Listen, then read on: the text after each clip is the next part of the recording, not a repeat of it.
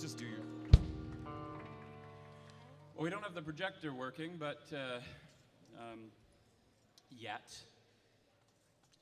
But so this is a tune. Maybe we'll do it again later on when we do have the words at some point. But the words are fairly simple. It's a song I wrote last summer when I was on sabbatical.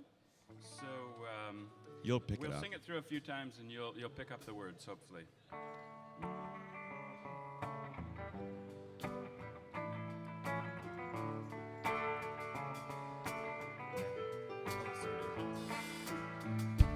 Jesus gathered round him all who were forgotten, the ones that others cast aside. He favored the poor, the lonely, and the hungry, proclaimed God's love is strong and wide. Jesus, I give you my heart and choose to follow in your way. In your way. In your life I see the true face of God, a path for living out my days, a path for living out my days. Jesus gathered round him All who were forgotten, the ones that others cast aside. He favored the poor, the lowly, and for hungry, proclaimed God's love is strong and wide. Jesus, I give you my heart and choose to follow in your way. In your life I see the true face of God, a path to living out my days, a path to follow out my days.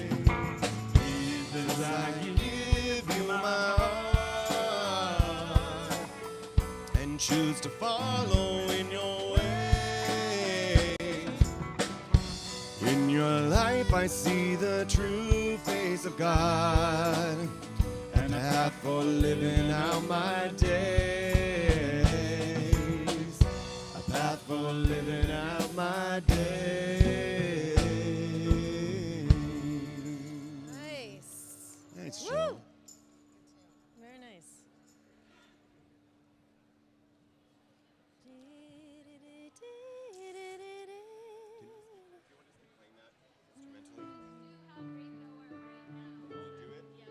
You're ready? Okay, great. But we don't have the word. There's no words. Sorry. Who needs the words? Nobody needs the words. No. How great thou art. Well, just French, but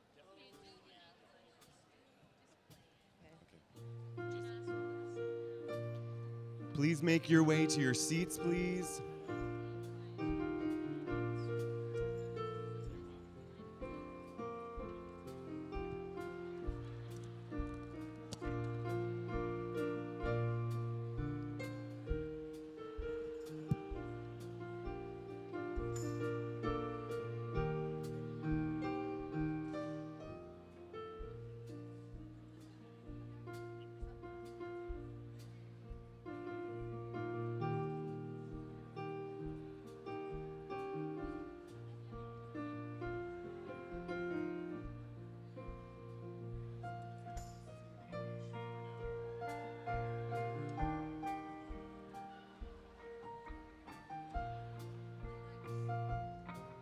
Let's give it a bit of a shuffle or something fun.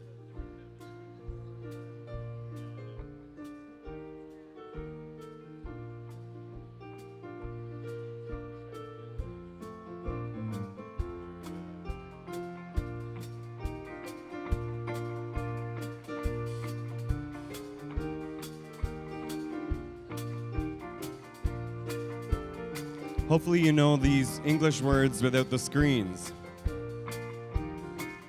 Oh Lord my God, when I in awesome wonder consider all the worlds thy hands have made. I see the stars, I hear the rolling thunder, thy power throughout the universe displayed. Then sings my soul, my Savior God, to thee. How great thou art, how great thou art. Then sings my soul, my Savior God, to thee. How great thou art, how great thou art. When through the woods and forest glades I wander, I hear the birds sing sweetly in the trees. When I look down from lofty mountain grandeur and hear the brook and feel the gentle breeze, then sings my soul, my Savior God, to thee. How great thou art, how great thou art. Then sings my soul, my Savior God, to thee. How great thou art, how great thou art. But when I think that God his Son not sparing sent him to die, I scarce can take it in. That on the cross, my burden gladly bearing, he bled and died to take away my sins. Then sings my soul, my Savior God, to thee. How great thou art, how great thou art. Then sings my soul, my Savior God, to thee. How great thou art, how great thou art. When Christ shall come with shout of acclamation and take me home, what joy shall fill my heart. Then I shall bow in humble adoration and then proclaim, my God, how great thou art. Then sings my soul, my Savior God, to thee. How great thou art, how great thou art. Then sings my soul, my Savior God, to thee. How great thou art, how great thou art. Oh, do we have the Cree? Friends, worship is about to begin, so I invite you to finish your conversation. Take a deep breath in. I'm not sure how to get your attention beyond the fact that we are honoring this time and this place, and it's important for us to find ourselves at our tables. It is my privilege to invite Evelyn to come and sing with us, How Great Thou Art, in Cree. So I invite you to sing with us. Oh, now we don't have the projectors again.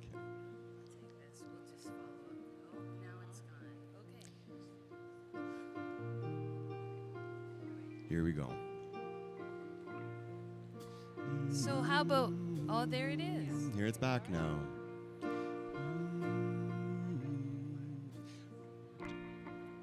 Just a little louder. Here we go, right back to the beginning now. Ready? Keys meant to...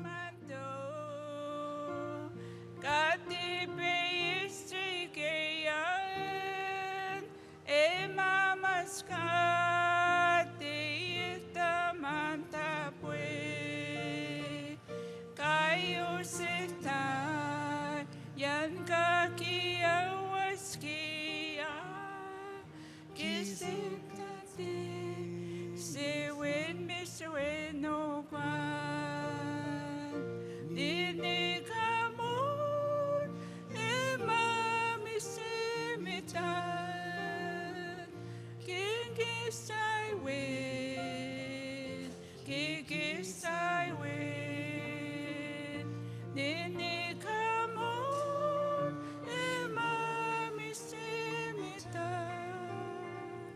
kiki sai win, kiki sai win. Thank you, Evelyn.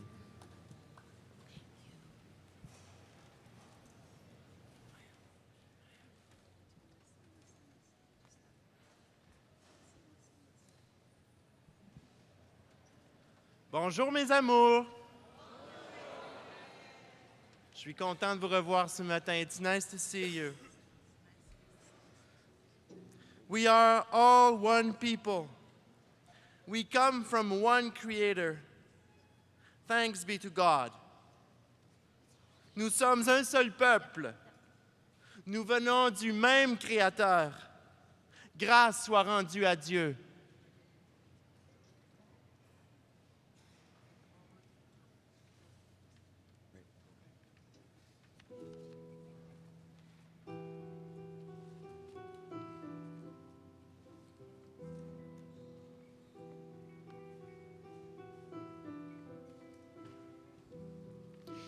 Listen, listen, listen to my heart song. Listen, listen, listen to my heart song. I will never forget you. I will never forsake you. I will never forget you. I will never forsake you. Écoute, écoute, écoute le chant de mon cœur. Écoute, écoute, écoute le chant de mon cœur. I will never forget you. I will never forsake you. I will never forget you. I will never forsake you.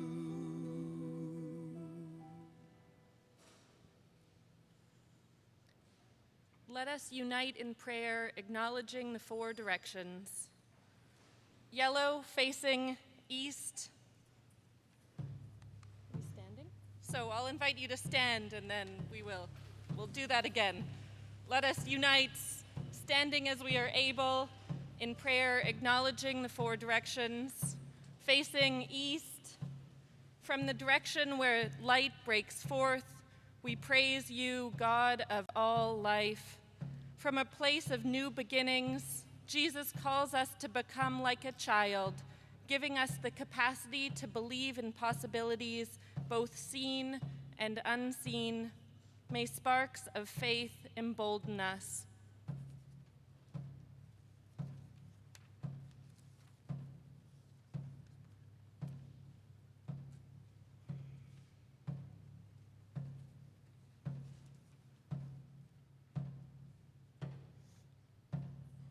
Black, facing south, we celebrate warm breezes and youthful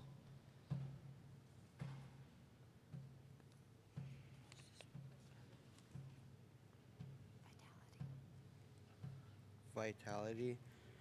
We are aware how this is the season in which we must prepare for the future. We pray that summer's generosity will sustain all the peoples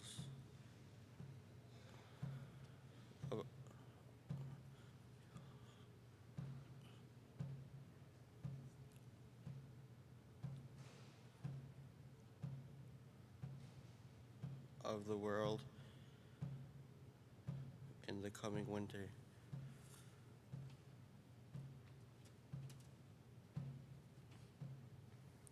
Red, facing west, where the absence of light sometimes creates in us an uncertainty that tests us. Abiding one, we remember that you will accompany us as we seek to shut out the clamor, embrace the stillness, and pray, as Jesus prayed, for perseverance and direction.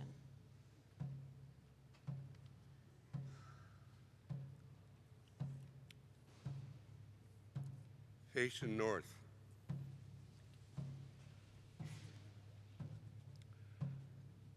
place of white snow that reminds us of the wise ones who possess the ability to remember, synthesize, understand, and interpret. The arrival of winter brings invitation for the earth to rest. Today, as we embrace a Sabbath, may each one of us be strengthened and empowered to fulfill our purpose for this time and place.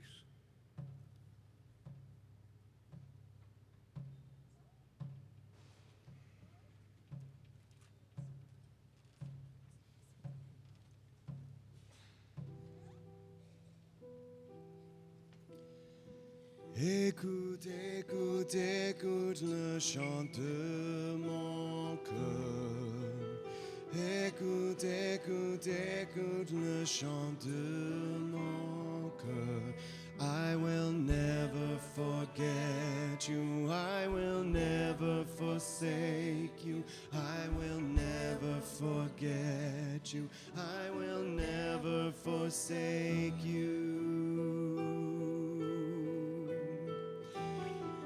Écoute, écoute, écoute le chant de mon cœur. Écoute, écoute, écoute le chant de mon cœur. I will never forget you. I will never forsake you. I will never forget you. I will never forsake you.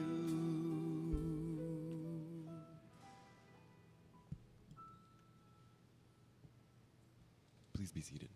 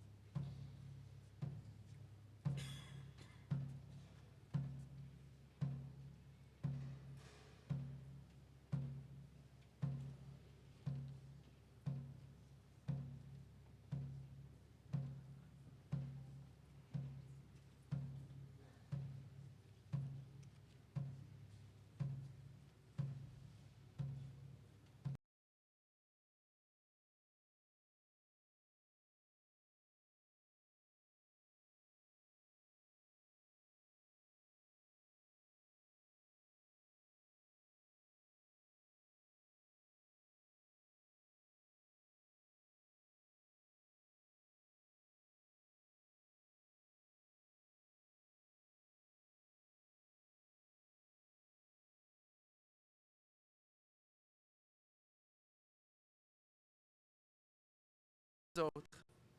Si une partie du corps souffre, toutes les autres souffrent avec elle. Si une partie est honorée, toutes les autres s'en réjouissent avec elle. From 1 Corinthians chapter 12 and the discourse on the body of Christ. So there should be no division in the body, but that its parts should have equal concern for each other. If one part suffers, every part suffers with it. If one part is honored, every part rejoices with it.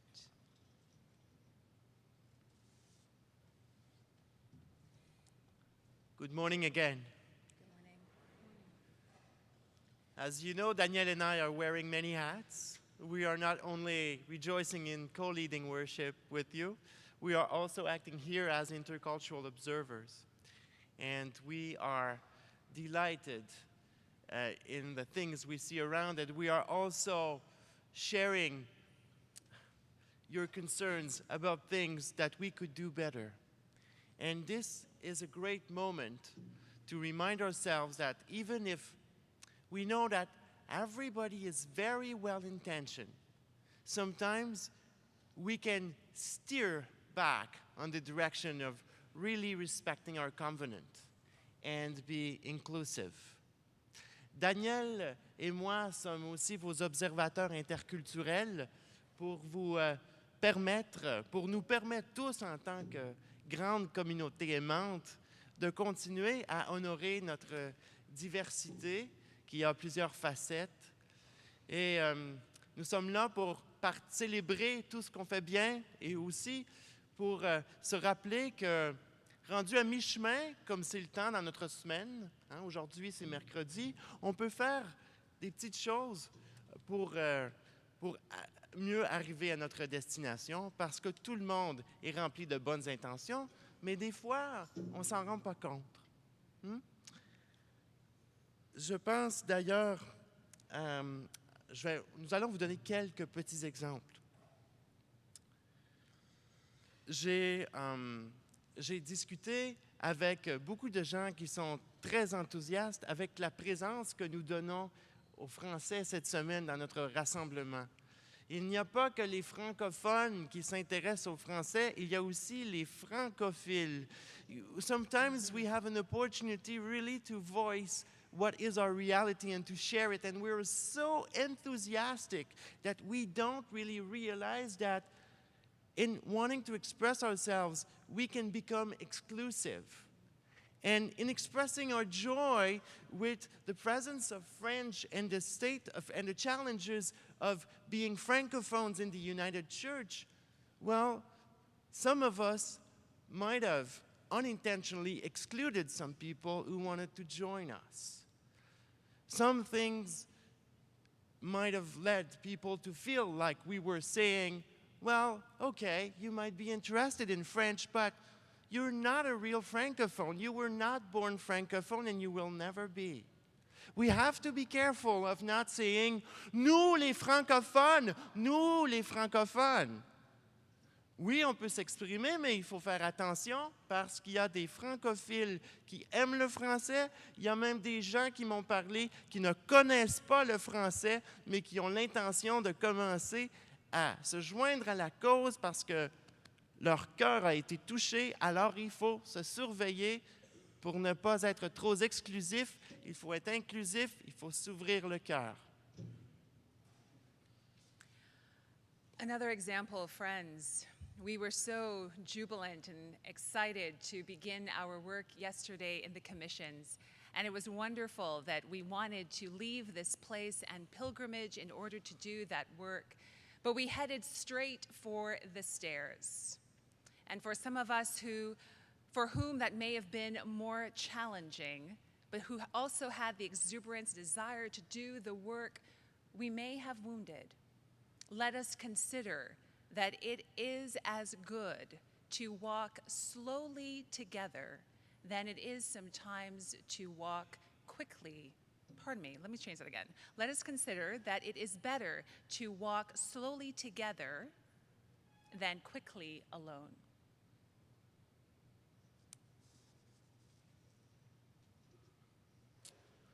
Not so long ago, I think it was yesterday, a group of 10 black people gathered in the lunchroom, happy to sit down and eat together and talk. But then many people raised questions, asked questions, because they thought it was a bit suspicious. What is going on there? I mean, what are they talking about? Is that a political gathering? That should be inclusive. Oh, we should insert ourselves there. Hier, il y a un groupe de 10 personnes noires, de race noire, qui se sont réunies dans l'endroit où nous partageons nos repas, contents de s'asseoir ensemble. Mais il y a d'autres gens qui ont soulevé toutes sortes de questions et qui avaient des doutes. Mon Dieu, qu'est-ce qui se passe? C'est bizarre. Ces gens-là se rassemblent ensemble. Est-ce que c'est politique? Qu'est-ce qui se passe? Qu'est-ce qui se trame? Ça devrait toujours être plus inclusif. Ça ne marche pas. Pourtant, personne ne s'indigne quand un groupe de francophones s'assoit ensemble avec une affiche et parle de la météo en français. Nobody is offended by the fact that a group of francophones sit down together just to laugh about the Newfoundland weather. So what about that?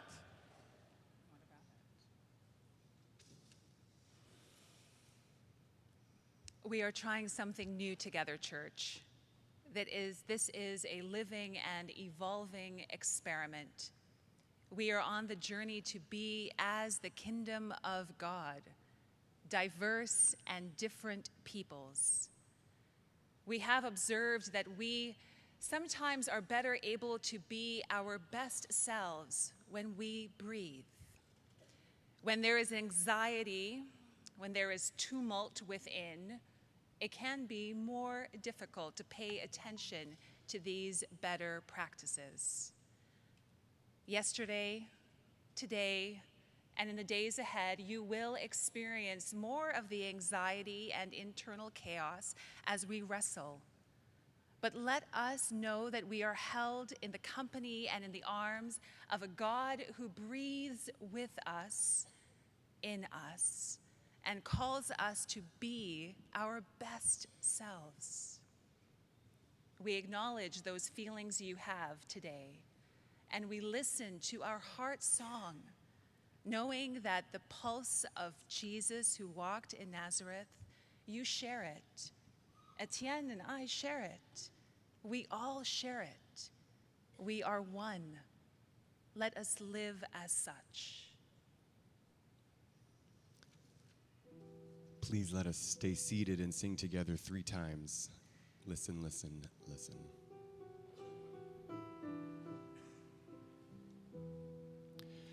Écoute, écoute, écoute le chant de mon cœur. Écoute, écoute, écoute le chant de mon cœur. I will never forget you. I will never forsake you. I will never forget you. I will never forsake you. Écoute, écoute, écoute le chant de mon cœur. Écoute, écoute, écoute le chant de mon cœur. I will never forget you. I will never forsake you. I will never forget you. I will never forsake you. One more time. Écoute, écoute, écoute le chant de mon cœur. Écoute, écoute, écoute le chant de mon cœur. I will never forget you. I will never forsake you. I will never forget you. I will never forsake you. Friends, look around your tables at the wisdom that is there. Face each other.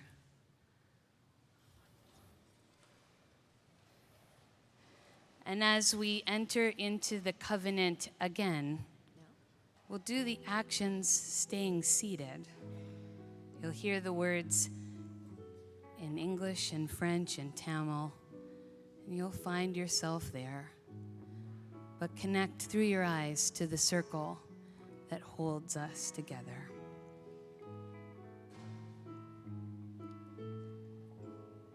Be love. Amor. And boo. And reach out and hold hands around the table. The peace be with us. Be wise. Sagesse. Jnanam.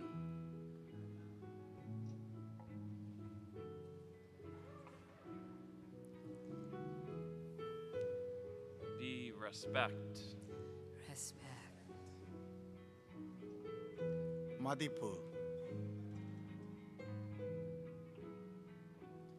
Be humble. Humilité. Talmai.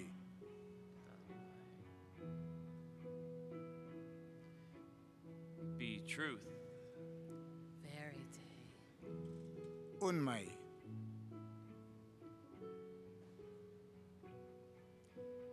Be honest. Ner mai.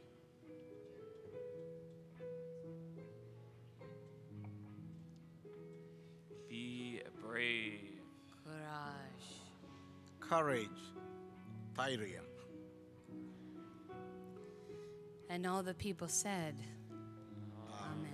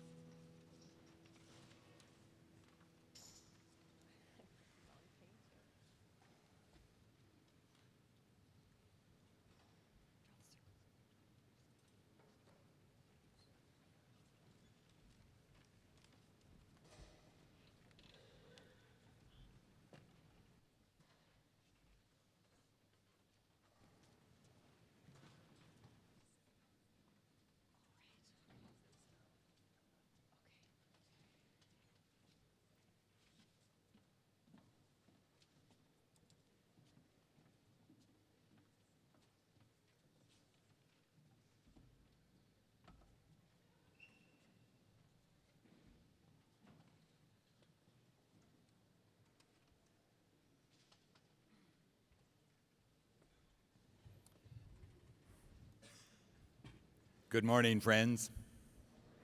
It's good to see you and to be together here knowing that this is our Sabbath day, so that we have work to do this morning, and then this afternoon we will do what we need to do in order to be refreshed in the Spirit.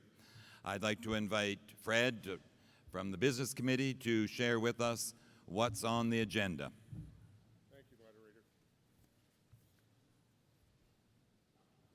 This morning, we will be enfolded in worship, but I have one housekeeping matter. If on your table you have response sheets for GS10, that's the United Church of Canada governance one, not right now, but at some point before lunch, would you please get those to business table number 4? Thank you. Today, we will be returning to our discernment, deliberation, and discussion of Sessional and the Comprehensive Review Report. This afternoon, as the moderator mentioned, it's Sabbath time. Many of you will have an opportunity to explore unfamiliar territory. I, for one, will be exploring my bed. And this evening, we have an opportunity, 2 opportunities, beer and hymns, and for those of you who choose not to indulge in that, the pool will be open for swimming. Thank you, moderator. That's what I have for today. Thank you, Fred.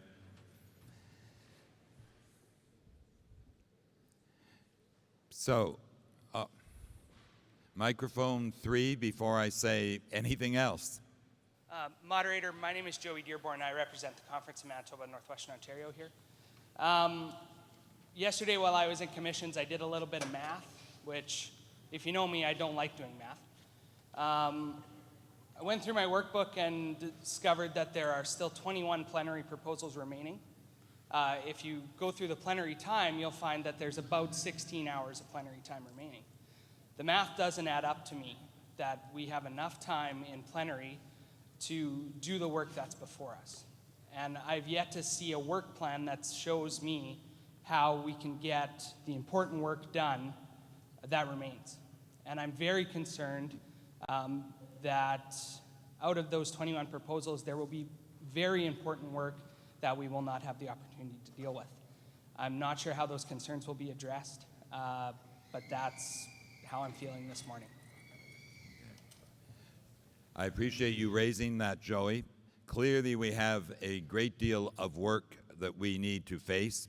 It is partly why we agreed on priorities at the very beginning when we accepted our opening procedural motions. Clearly, some of the work may get referred to General Counsel Executive, but I am hoping and believing and trusting that there will be sufficient time here in the court for us to get done the business that we need to be clear upon before we depart. But we will keep working at the business table and working with the agenda to encompass what needs to be done. Microphone 2. Number 2 is not on yet. Jan Stevenson, Alberta and Northwest Conference. I'm somewhat concerned about how information about the decisions of this court is being released. I phoned home to Alberta to find out that on TV they've already told the country what's happening. I didn't know that we did that.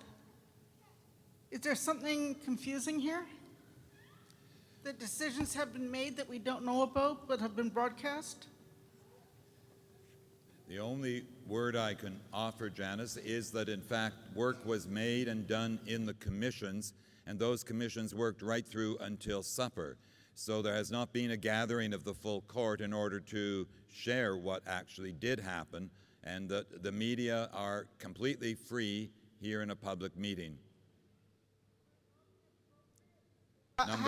Would it not be appropriate to have the material cleared before the plenary, before it's released to the press? I'm going to return to the General Secretary for a comment. I hear the frustration, but you know, our meetings are public meetings, and the commissions, once they make a decision, that's decided. It is a challenge to get the word out to everybody else that's been in other places. We now have our General Counsel news, so our colleagues have been busy putting those things together, but many of us get news on the news media. This is the way of the world these days, because people who are participants in the meeting are not bound by any vow of silence. In fact, they are welcome to share the news. This is how the world works now. I hear the frustration, though, Janice. But I remember being told at the beginning that the comprehensive review material was not to be discussed with the press. That was the request of the Sessional Committee about what they offered. That's correct. But the rest of the material has been in the workbook and open to the public throughout, as were our discussions. So I hear the dilemma you're naming. Microphone 3. Good day, everybody. My name is Matthew Fillier from Maritime Conference. Moderator, I very much respect what the business table also mentioned to me when I asked about it a few days ago, that the CRTG was indeed the priority of this court. I go back to my compatriot here, Joey, who said the math doesn't add up. And if we look at the time that we've spent discussing on it, it doesn't add up.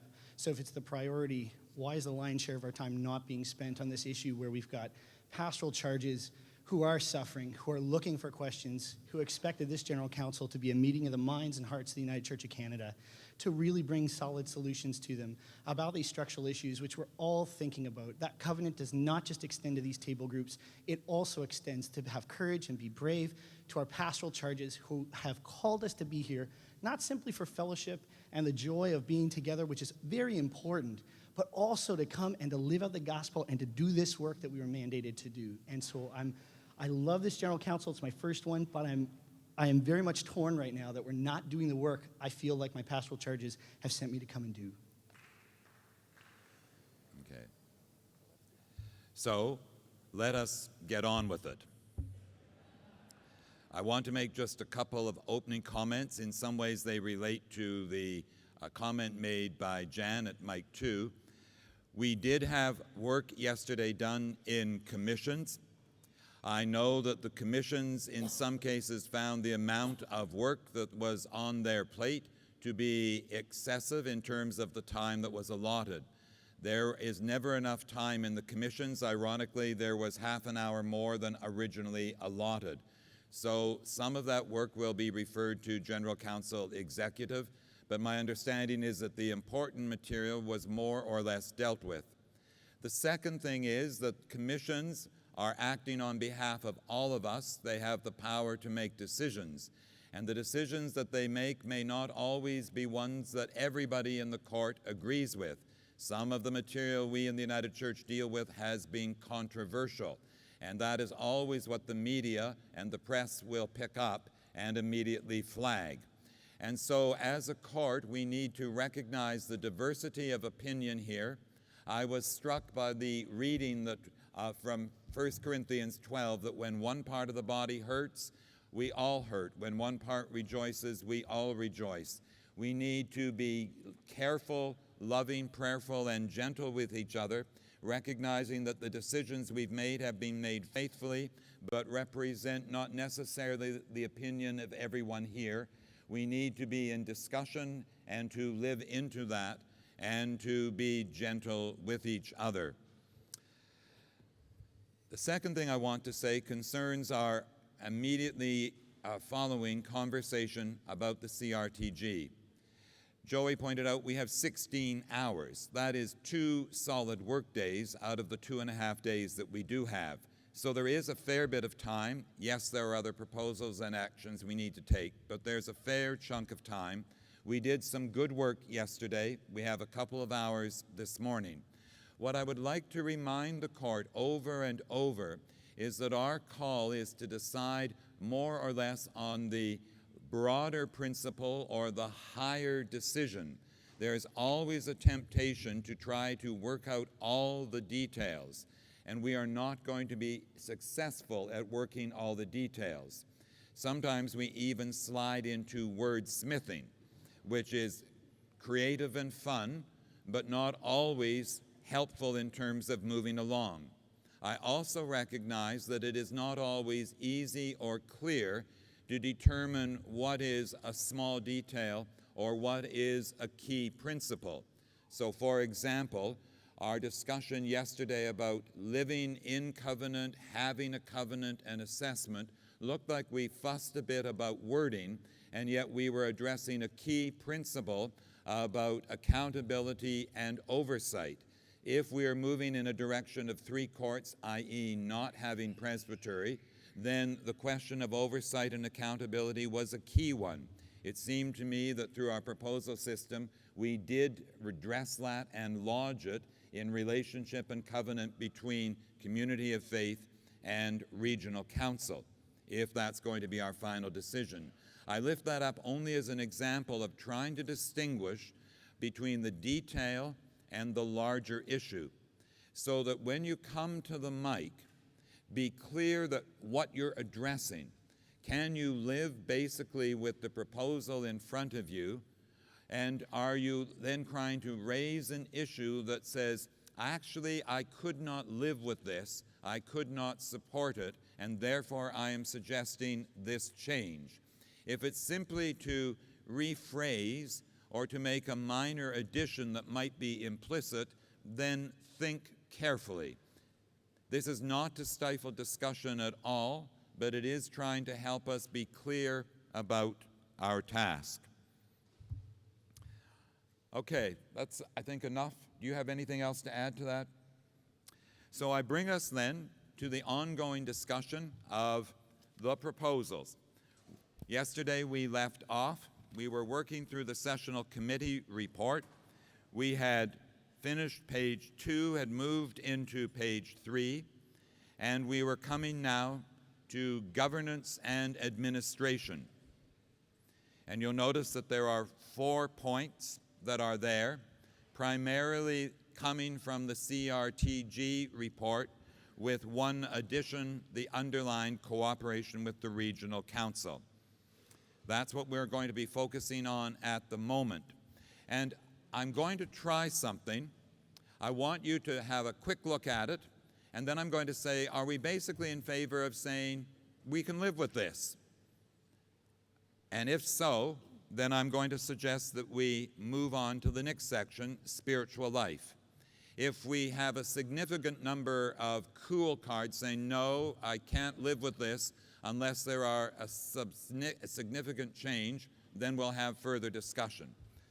So I'm just giving you a moment to make sure you have that report in front of you. It's page 4 of the Sessional Committee report. It's in the middle of the page, Governance and Administration. Are we there, court? Just nod your head, sort of. Yeah? Oh, not there.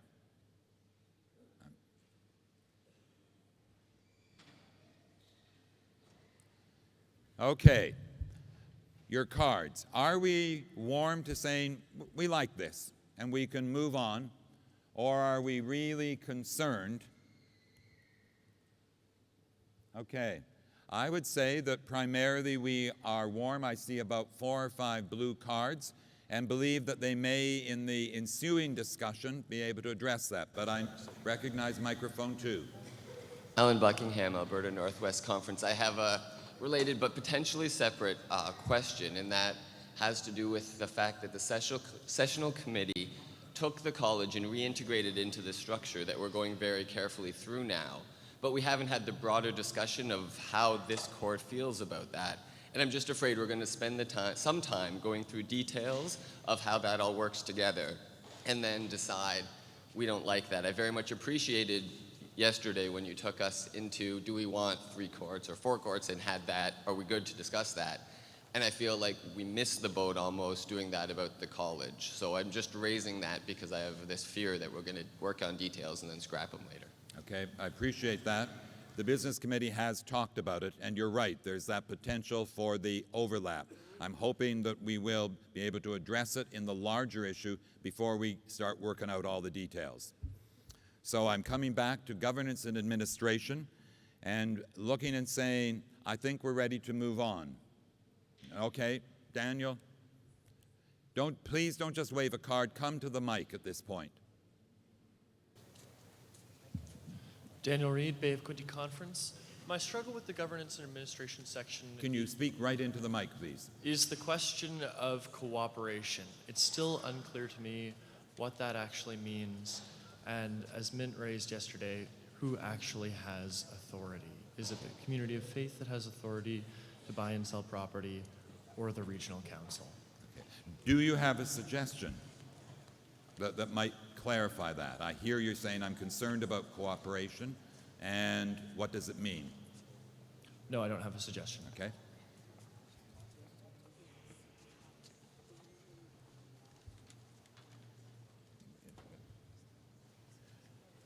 Microphone 2.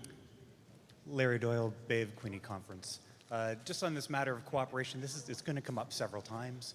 So as a broad concept, we purposely did not, at the Sessional Committee, purposely did not suggest any kind of meaning to that, just purely the concept that one is not making a decision alone, but in some way, cooperation.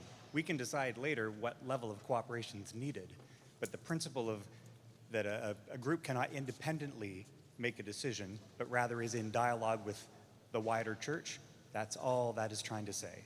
The level of detail of who says what and who does what, we would envision being some sort of discussion or policy document later on, but the principle would be intact. Okay. So hearing that clarification, I'm wondering if that addresses the question. Oh, Kenji, no. Microphone 2. Martha Turkile from Toronto Conference. I think the Sessional Committee did the right thing in not specifying, but I do believe that we're here as commissioners, and this is a perfect example of where our task is so different from theirs. I do think that it is up to us to determine what we mean by cooperation, and in particular, to put some emphasis on where the authority lies. So as an example, both in this one and then later in ministry and other leadership, one could replace the words in cooperation with the words something like with the approval of, okay, and test that. Okay. And because if that's what people mean, then that's one thing. And if they don't mean it, we need to be clear about it. Martha, just stay there. What has been suggested is with the approval of, rather than cooperation. Are we warm to that idea because it offers clarification of where we're at? We need to be clear about what we don't. Help me read this. Warm but mixed. So let's hold on to it. It's not clear, but it's pushing us to say what is the meaning of cooperation? Not wordsmithing, folks, but what's the concept? Where does the authority lie? Microphone 2. Kenji Marui, London Conference. It's wonderful when the church cooperates, and we expect and hope and anticipate that people will cooperate, but we know that sometimes there won't be cooperation, and there needs to be a clear statement of who has the ultimate say and authority and decision-making power in this.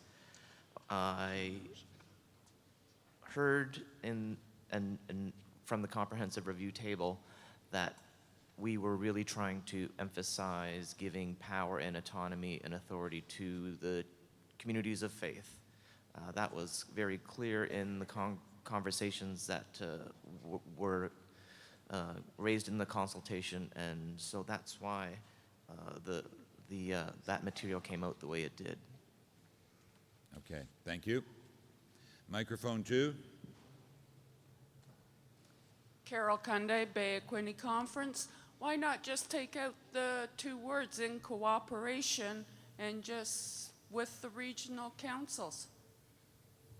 Okay. I'm not going to test that because it sounds very much with the approval, but that's a possibility. I think I'm going to give you table time in a moment. Microphone 2. Tracy Merton, Saskatchewan Conference. I'm wondering if it might be helpful to hear what some of the implications might be of the word cooperation, not so much in terms of accountability, but perhaps we can turn to our reference in counsel or our legal counsel. Like, what are some of the implications that we might not be thinking about? Okay. Can you address that, please? I can just comment that one of the things you want to be sure is that there is clarity about how decisions get made and who makes them. So have in mind that you need to have wording that if you were working in that area, you'd know who it is that makes the decision. Okay, I'm sorry, it moved and I haven't noticed. My apologies. Microphone 1. Sean Hancock, Maritime Conference. I think the word at this point, as we're talking in broad principles, cooperation is the perfect word. We are not looking to set up another hierarchical system. We're looking to do something new. We're looking to make a change. We're looking to work together more closely to achieve the aims that our congregations have, to do the work of ministry that we are called to do. We don't necessarily need a hard and fast rule right now. What we need to know is that we are going to be in conversation with one another, we are going to be in covenant one another, and we're going to work cooperatively with one another as we carry out the work we're called to do. Okay, thank you. And I suspect microphone 1 has been waiting, and then I'll go to 2. Steve Hershey from BC Conference. I cheated and peeked ahead over the page. A part of the description of the Regional Council is a notion carried over from our previous structure, which is responsibility for support and oversight of mission and ministry. Moderator, I'm really quite content with that phrase within the Regional Council description and combining that with the notion that we are to work in cooperation with the Regional Council within the community of faith. Okay, I appreciate that. Jane Johnson. Thank you very much. Jane Johnson, Maritime Conference. Someone's been waiting at microphone 4 for about 5 speakers. Microphone 4, and I appreciate that. I'm going to need a little help because we've moved the mics, so I will do a scan and rely on my help here. My apologies, microphone 4. Bill McCausland, Bay of Quinte Conference. It seems that there's a wording that we could use which is already in other parts. When we talked about membership on the previous page, we talked about within the guidelines of the denominational council, and that seems to be very fitting for this particular piece. It sort of covers that. The other part is that it already says at the very end that we still work within the bounds of the United Church of Canada Act at this point in time. We cannot assume that we do not work within the bounds of the United Church of Canada Act until we actually get to the point where we get there. So we've got a lot of work to get between here and there. Okay. So are you suggesting within the guidelines of denominational policy as a replacement for cooperation? Or just tag it on to the end. Okay. So that would be a tag, just to clarify. Microphone 2. Jamie Weber, Montreal Ottawa Conference. I think the intent of this is to give as much autonomy as possible to the congregations or communities of faith. And I might suggest in consultation with the regional councils or something like that might be a useful term, in consultation with. Okay, thank you. I'm going to just take a pause. Don't leave the mics. I'm going to ask for 2 minutes of table time. The principle here is the autonomy of congregation around not just the property, but 2 levels down, the minister and members of the ministry. Do you want to tighten the word cooperation with some form of with approval, or do we want to say cooperation with the tag within denominational policy actually works? This is the concept of how tight cooperation or more explicit. Have a couple of minutes conversation and we'll see where we're at. Okay? Go for it.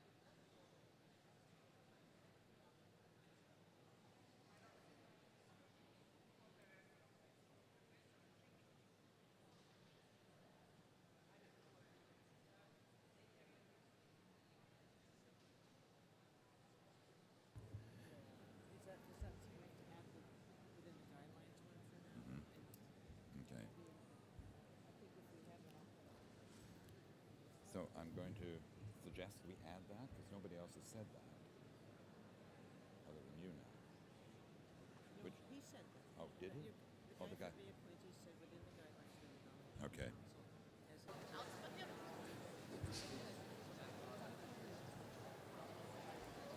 Friends, I'm going to call you back 30 seconds just to wrap up the last few sentences. And I'm going to highlight what I'm hearing, which is our discussion about that phrase, in cooperation. We could leave it with in cooperation. We could shift it to with approval. We were only middling. We could shift it to within the guidelines of the denominational council in addition to the cooperation. Those are sort of three possibilities. There may be more.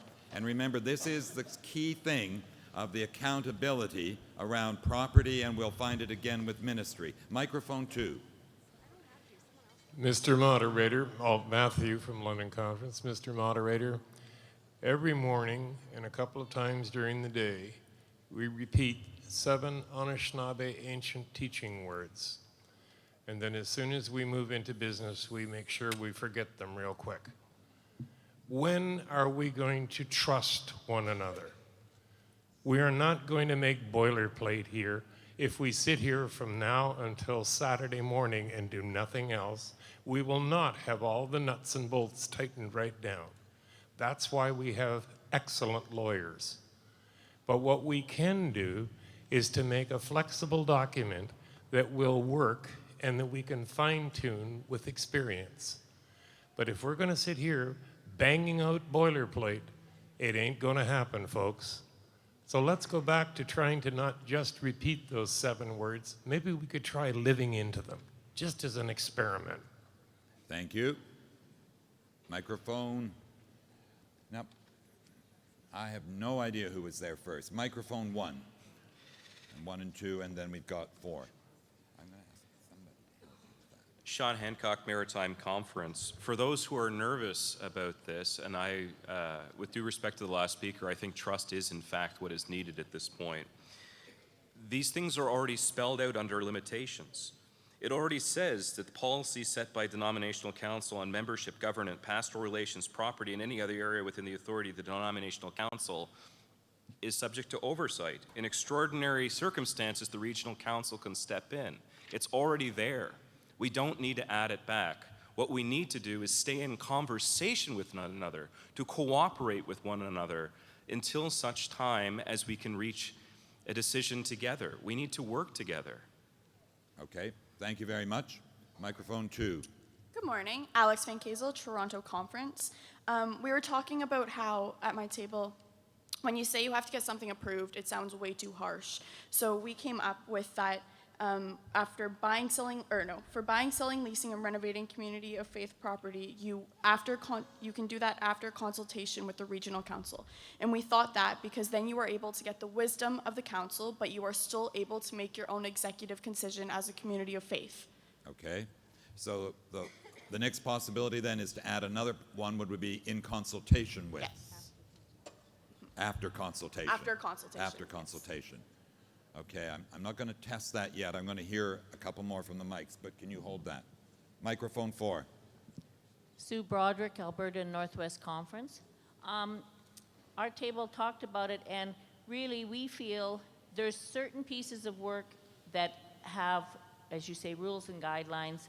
We still have the manual. We will still have the manual for a few years until we decide to make some other decisions. And in making the decisions for CR, we need to keep in mind that we still have these guidelines. And I believe that for issues such as buying, selling, leasing, and renovating community of faith property as per the guidelines in the manual, then the manual is going to have to be reworded if we go from 4 courts to 3 courts. But it is explicit in there, and it is working together at each level.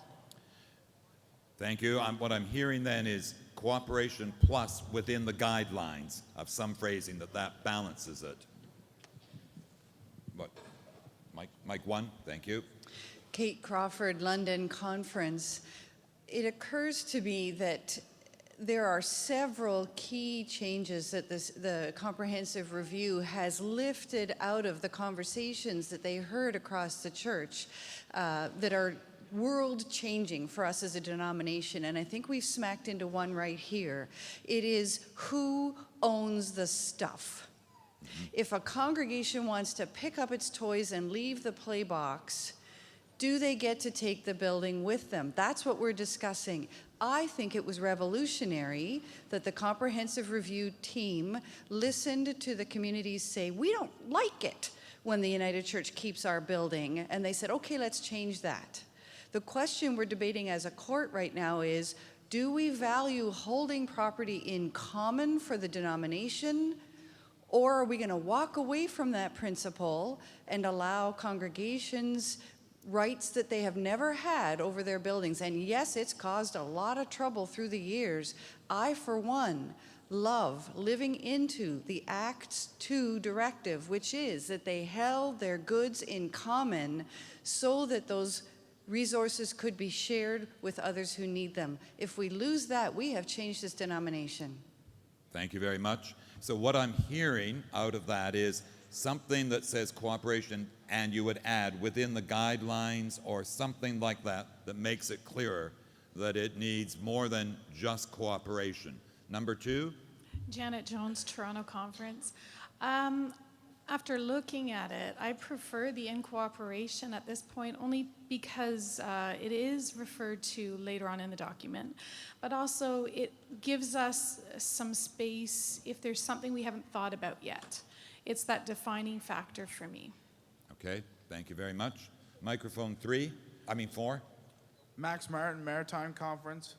I see it like at least 6 people at the mics, and I totally value their opinion, but we had 2 people say this morning that we don't have a lot of time. So while I value their opinions, I'm hearing a lot of the same thing being said. So I'm wondering if, for lack of better words, we could get on with it. Thank you. So I lift up Max's statement. If you have something new to say, excellent. If it feels like saying much the same, maybe consider. Microphone 2. Stephen McDonald, Hamilton Conference. Before I start in, I want to ask a question. How many people here have children? Just raise your hands, please.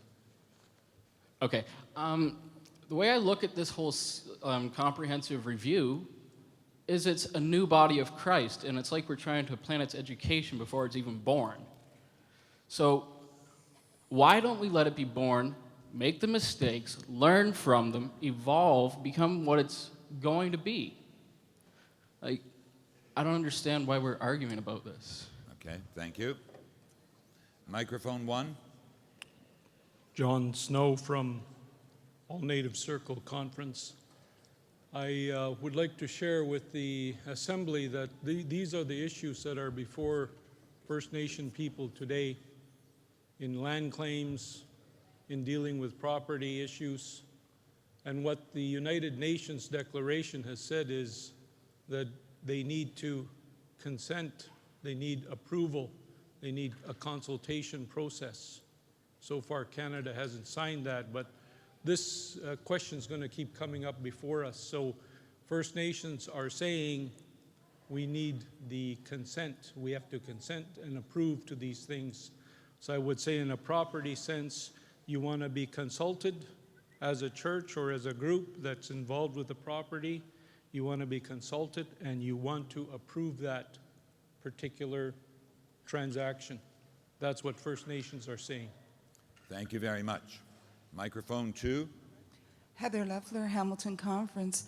I appreciate the word cooperation and the opportunity to live into what that means, but at our table group we were really asking the question that was asked earlier, and I don't think just saying, well, is cooperation the word we want, addressing it. Do we believe that the property of the United Church of Canada is held for the good of all, or do we believe it should go back to the congregations? I think if we decided on that principle, then we would know where we're going in a little better way. That's helpful. Thank you very much. Microphone 2. Kathy Hamilton, Synode Montréal et Ottawa. I believe that the dichotomy that has been just raised of whether the congregations own property independently or we hold property cooperatively, I believe that that dichotomy is a false dichotomy.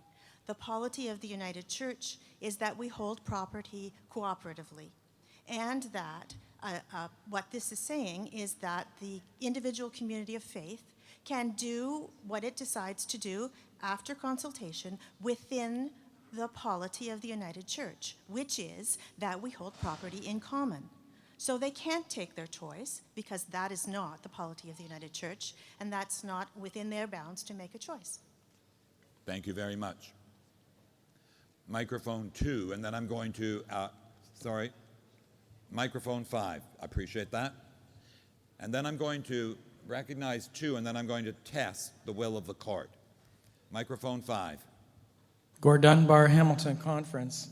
I appreciate the fact the Sessional Committee has tried to make an integrated document, and when you look under the section on page 6 of the Sessional Committee report, underneath the Regional Council, under the subtitle Policy and Finance, the third bullet talks about creating regional policies for buying, selling, leasing, and renovating community of faith and regional property. Therefore, I would say that that answers the question about holding property in common in continuity with the polity of the United Church over the last 90 years. Okay, thank you very much. Microphone 2. Thank you, Moderator. Catherine Stewart, Maritime Conference. We're wondering, within the context of both ministry and property, that if we can test the following question: do we want to be congregational entities, or do we want to be connectional, the way that we understand our church now? If we do want to be connectional, the document says it, and we really should move on. Thank you. Okay, thank you. Friends, I'm going to, and then you can maybe say it's not helpful, but what I'm hearing from the court is that we want to hold on to the word cooperation. And we've said consultation, cooperation. They sound very similar. And we want to add within the guidelines of the denominational council or of the manual or of our overall polity, recognizing that that second phrase comes up 2 or 3 other places further down, which holds us together saying we want a new thing, cooperative, consult, conversation, but we also want to honor the basic polity that we hold it in common, and it's a community. So I would like to ask, would you be warm to some phrasing that says, after consultation, in cooperation, one or the other? Okay. Let's test the cooperation. So cut out the after consultation for the moment, buying, selling, etc., in cooperation with the regional council within the guidelines of the denominational council. Are you warm to that? Mostly we are. I'm seeing about a dozen blue, so I'm going to rule that we move on, and that basically that phrasing is where we are on that section with the proposal. Agreed? Okay. And it'll come back clearly in one moment. Spiritual life, folks. I want to take a quick look, 2 bullets, no changes from the sessional, just bringing the CRTG. Are we basically warm to just saying, we like this, we can live with it, we don't need to fine-tune? Okay, almost totally warm. Couple of exceptions, I'm going to say we will go with that. Ministry and other leadership. Now take a look, because there's 1, 2, 3 bullets, and we've got the cooperation word in there. And I'm wondering if we were to add in cooperation with the regional council within the guidelines of the denominational council, et cetera, rather than repeat that conversation. Are we basically warm if we add that phrase within the guidelines of the denominational policy? Are we warm to this? We are, folks. So I would say we're at a proposal place for that, and we can move on. Hey, this is getting good. I know, we're moving on. Okay, the next one Participation in regional, microphone 2. Mr. Moderator, Jay Olson, BC Conference, you are certainly welcome to rule me out of order if I am out of order. But under spiritual life, I have a question about whether setting policies for membership, it actually belongs at a denominational level and not in the community of faith. Does that mean each community of faith can set its own policies? And if this is discussion for later or we're past it, then just tell me, but I'm really concerned about this one.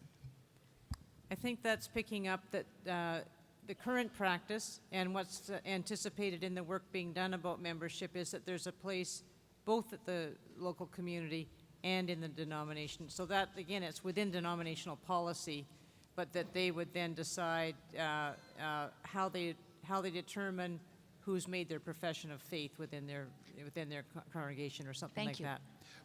Let me just test. Would it be helpful then to add that phrase within denominational policy as we've done with the other two? So if we added, we're going back to spiritual life and added setting policies for membership within the guidelines of the denominational council. Yeah, it goes sort of without saying, but yes, are you warm to that? Yeah, okay, that goes in. Microphone 2. Larry Doyle, Bay of Quinte Conference. I'm pleased with the conversation that we're on a lovely level of real philosophical, theological things. This has been a gift so far. The challenge and the approach makes sense. It's really important to keep looking forward and back. The places just a little bit further down where it says limitations always holds back or lifts up the concept that the denominational policies are still the ultimate thing. So we could put within the guidelines of the denomination after every single point, right? Or just drill down a little further and see that it's in the limitation section, which is not a unique thing. It was there from the task group. That was their intention to. So while point by point is helpful on one level, you still have to have the wider view in order to make an understanding that's deeper. Larry, that's helpful, and I appreciate that. Given that limitations is the one right after the one we're going to deal with, then we'll sort of get a good sense of that. So, Microphone 2, 1. Thank you. Microphone 1. Kate Crawford, London Conference. We did whistle past spiritual life very quickly. I was in a conversation with someone yesterday who was tremendously disturbed that there was no clear reference to our sacramental tradition within the document.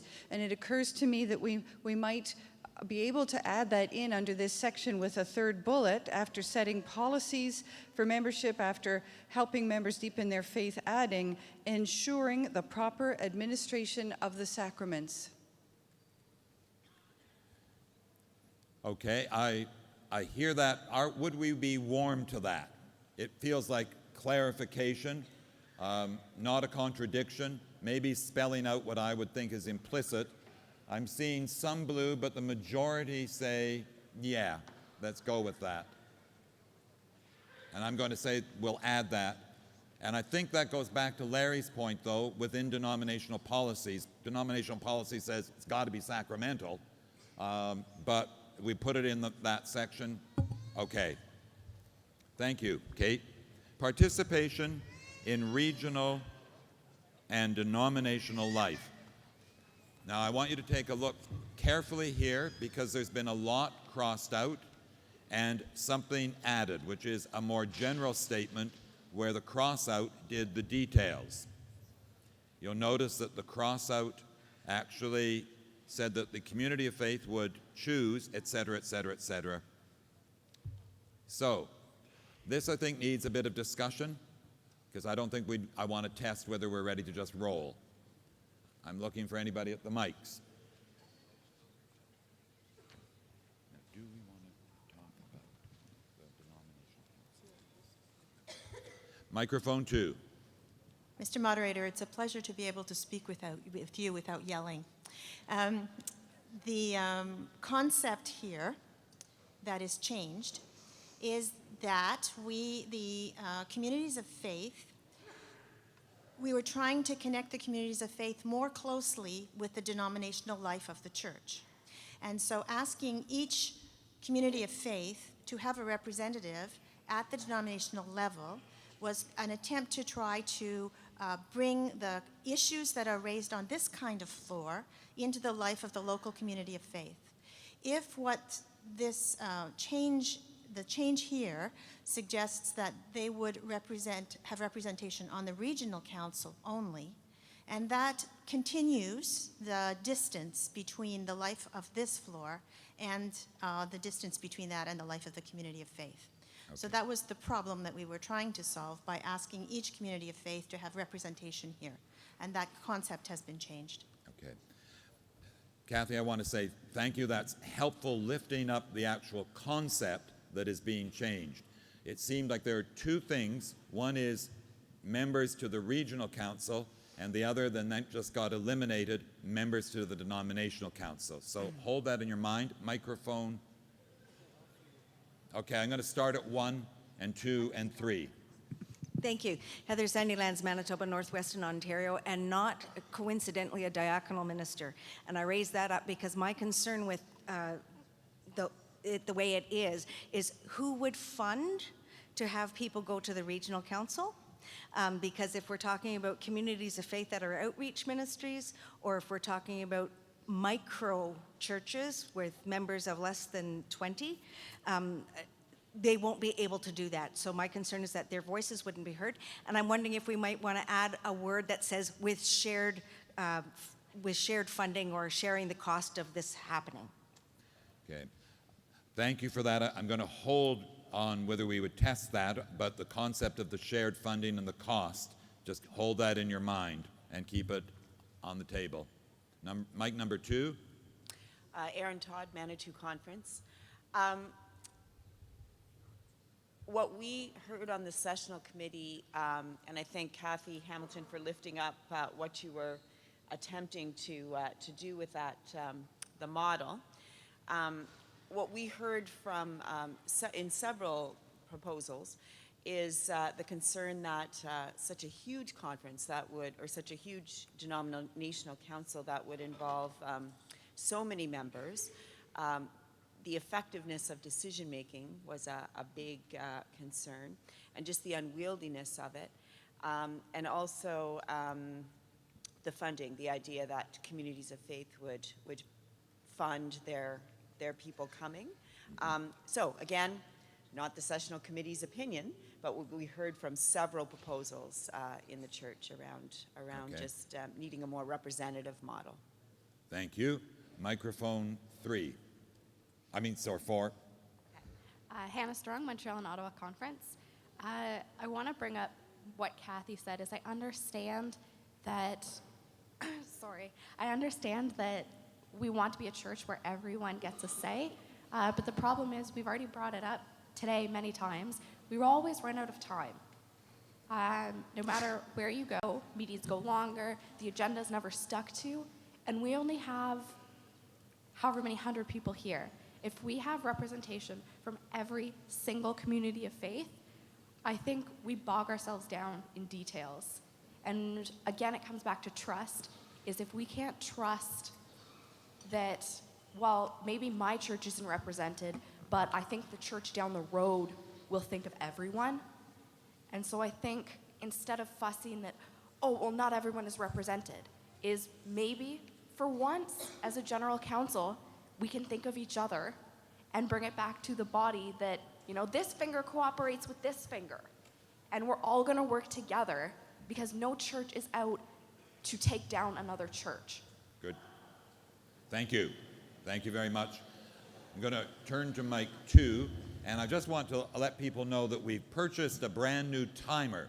So now I can actually read how many seconds. So I'm going to be a little more careful in saying it's going to be the 90, and I'm being timed now, too. So just to say that. Just to point out, it seems like we're focusing our discussion, and I think this is good, on the denominational council. And that seems to be, do we want a big one with a couple of reps from every congregation? Do we want a smaller one with reps that would be similar to our present pattern? Microphone 2. Alex Van Kazel, Toronto Conference. The second bullet point about funding the cost of sending representatives to the meeting of the Regional Council, I think that should be uncrossed out and said that they should help fund the cost, not the full cost, but part of the cost. Because if the regional councils are the size that some of the conferences are now, that is not going to be, like, people will not be able to make it there because of how much it would cost to transport themselves. So that's Okay. what I would like. Thank you very much. I'm not going to test it. We're coming back to that funding question, which is a key part of this. So, number one. Matthew Fillier, Maritime Conference. Just want to give thanks for the robust discussion we're having. It's wonderful. And my curiosity with what we've got on the screen right now is how much this really saves us compared to what we already do. Because so much of the CRTG is really about trying to reimagine ways that we're going to organize ourselves as church so that we're more nimble and we're able to cut some cost. That's really necessary for us at this time in our lives. And I don't see how this is all that different than what we do right now. And so I'm curious if maybe we can hear from some staff perspective of just, what they think in terms of having weighed out the budget and the costs. How does this really help us in that mission that we have to cut some of the fat?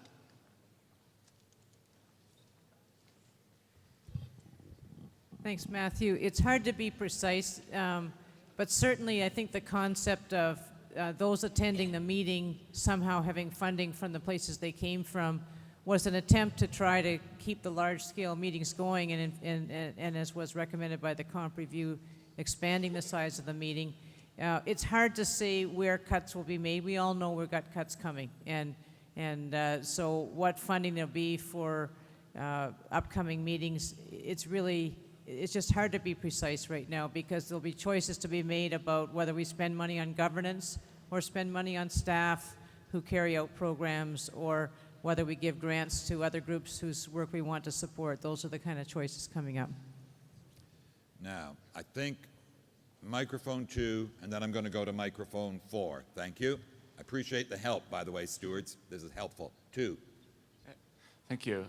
Jamie Weber, Montreal and Ottawa Conference. So we've got a couple points on this. If we're looking at this enormous denominational council with like several thousand people, I find that's a really interesting concept because having such an enormous group of people will force a change in the decision-making process towards something that's much more decentralized and emphasize kind of the spiritual nature of the decision-making process. So I think that is something really valuable to be considered. It won't be the loading onto a single person's opinion or like a single representative from the regional area. And also the goal again is the representation of the community of faith. So if we choose not to go with a very large denominational council, I think that it's important at the regional level to put a greater emphasis on using the regional council as a mouthpiece between the denominational and the community of faith levels, and that be a mouthpiece for two-way communication. And really re-emphasizing that as being a messenger and a channel of communication. Okay. Thank you very much. Microphone 4. Jim Allen, Montreal, Ottawa. I'm concerned about the reference to funding at this point in time. At the end of the document, we are proposing to set a group to deal with funding. This fetters their possibilities. I think we should leave it wide open for that. Okay, thank you. Microphone 1. Martha Wood, Toronto Conference. Alex Van Kazel can correct me if I'm wrong, but I'm sure that she said helping to fund the cost of sending representatives to meetings of the regional council, not totally funding them, because I know that completely funding them at this point in time is going to be too much for the church. Let me interrupt and just say, funding is a key implementation issue. We do need to address it. I know that the original CRTG said things like, we will have a travel pool, we will have bursaries, we will have subsidies. There are different ways of addressing funding if we think the principle of a big denominational gathering is a good one. And then we might say, well, the funding rules it out. But we may say we like the idea, we'll work out the funding. Mike 2. Ken Pettigrew, Hamilton Conference. I think the value in a large gathering is not what I bring from my congregation, but what I actually can take back to my congregation. Thank you very much. Microphone 4, please. Darla Sloan, Montreal and Ottawa Conference. I want to go back to a few comments ago where someone said, you know, it's important that we trust each other and that, you know, we don't have to worry about making sure that my community of faith is represented, because it's true, there are differences of opinions, but often when I want to say something, somebody's already said it, so I don't necessarily need to say it. For me, the important thing about ensuring that anybody who wants to go can participate isn't so much, again, about making sure that my voice gets heard or my opinion gets valued, or I don't trust people to say what I want them to say, but the value of participating.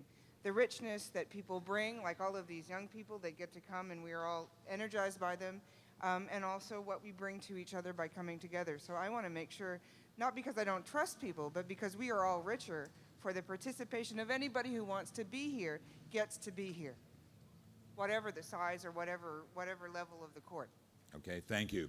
I'm wanting to let us have some table time in a moment, but I want to recognize the mics and again think, are you offering a new comment and a new perspective on this debate about the large or more traditional, I don't know, what we have, denominational council? Mic 1. Kathy Lerman from London Conference. Should we take the second yellow part out because we have put it further up? I don't know what you mean. There's two things that are yellow on the screen. One is helping to fund the cost of sending representatives, and the other one is with shared funding of the cost. We don't need it twice. Let's leave it in brackets for now. You're right, Okay. It's a repetition. But just to say that where we are now, when you send your representatives to the regional council from your church and everybody goes, it's relatively reasonable to expect the church to pay for that. But when we're electing representatives, if we go to a model where we're like this one, then that's much more difficult unless the region funds them. It's not fair to ask the individual churches to fund their the person that got elected when the church down the road didn't elect anybody. So until we know how we're doing that, council, we can't even think about how we're going to fund. Okay, thank you. Microphone 2. Jan Stevenson, Alberta and Northwest. Question, are we talking representatives, delegates, or commissioners? Those three words assume different kinds of accountability. And I'd like to clarify what we mean by that. Second item, why are we worrying about the cost of meetings? I would assume that, of course, we're going to do it online. This is the 21st century, is it not? Yeah. And you will note that I believe, in the original CRTG, the exploration of electronic meeting was one of the possibilities.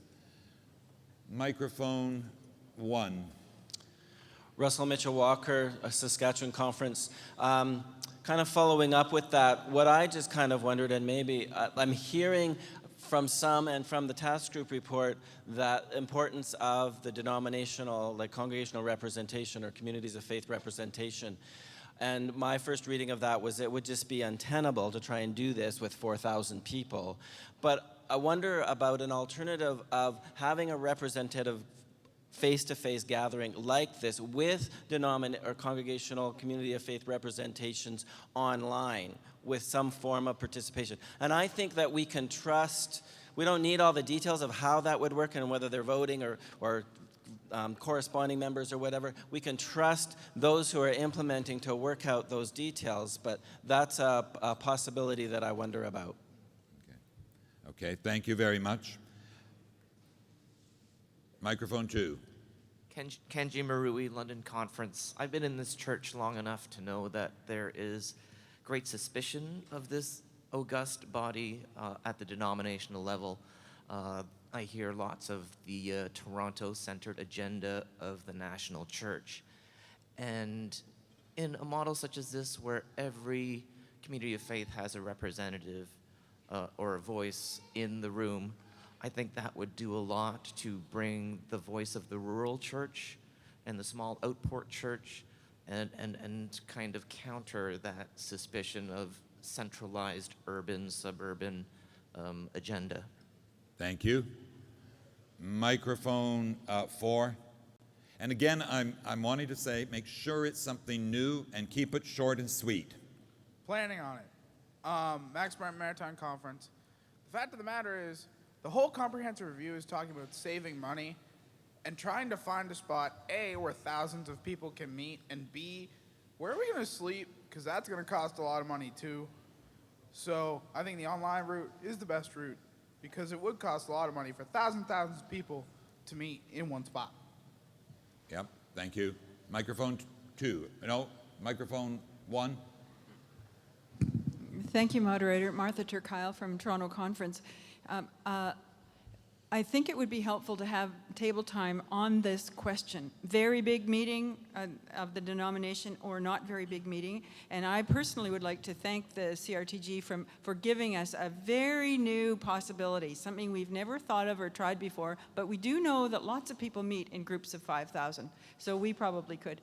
And then as soon as we've done that, I think we should get on the question of the word representative, because that would be a huge change in our polity, which I think we certainly don't want to make that change inadvertently. Thank you. I'm looking at the speakers lined up now at mic 2. I know, Donna, you've been faithfully waiting, but I'm wondering if I let one speak, the other 3 or 4, would you be willing to hold, and then we'll move to table group, and then you could come back and be our first speakers after that, if you then choose. Is that agreeable? Thank you. So I'll hear from microphone 2 and then turn it to table. Donnelly Williams, Alberta and Northwest Conference. I want to speak to the value of a large denominational gathering, and I point out the first time I saw this proposal, I thought, yikes, how can this happen? And yet, when I hear having people at a regional level and then sending representatives from regions to a large gathering, I worry about us falling into regionalism where one is a foot and one is an eye as opposed to being a body together. And I know that as we might gather together either in face-to-face and electronically or some combination of the two, as commissioners, we are here not as necessarily representatives, although we bring our people with us. We are here together with the Spirit moving within us, and then we act as the body. Okay, thank you very much. So I'm going to give you a few minutes in table time. The question to wrestle with is the concept, the large concept of, do we want a large denominational gathering, a couple of people from each congregation, it means 5,000 or 6,000, and the merits of that. Connected to that are funding questions, but we could do that funding in different ways. And the third is electronic face-to-face, but that's also an implementation.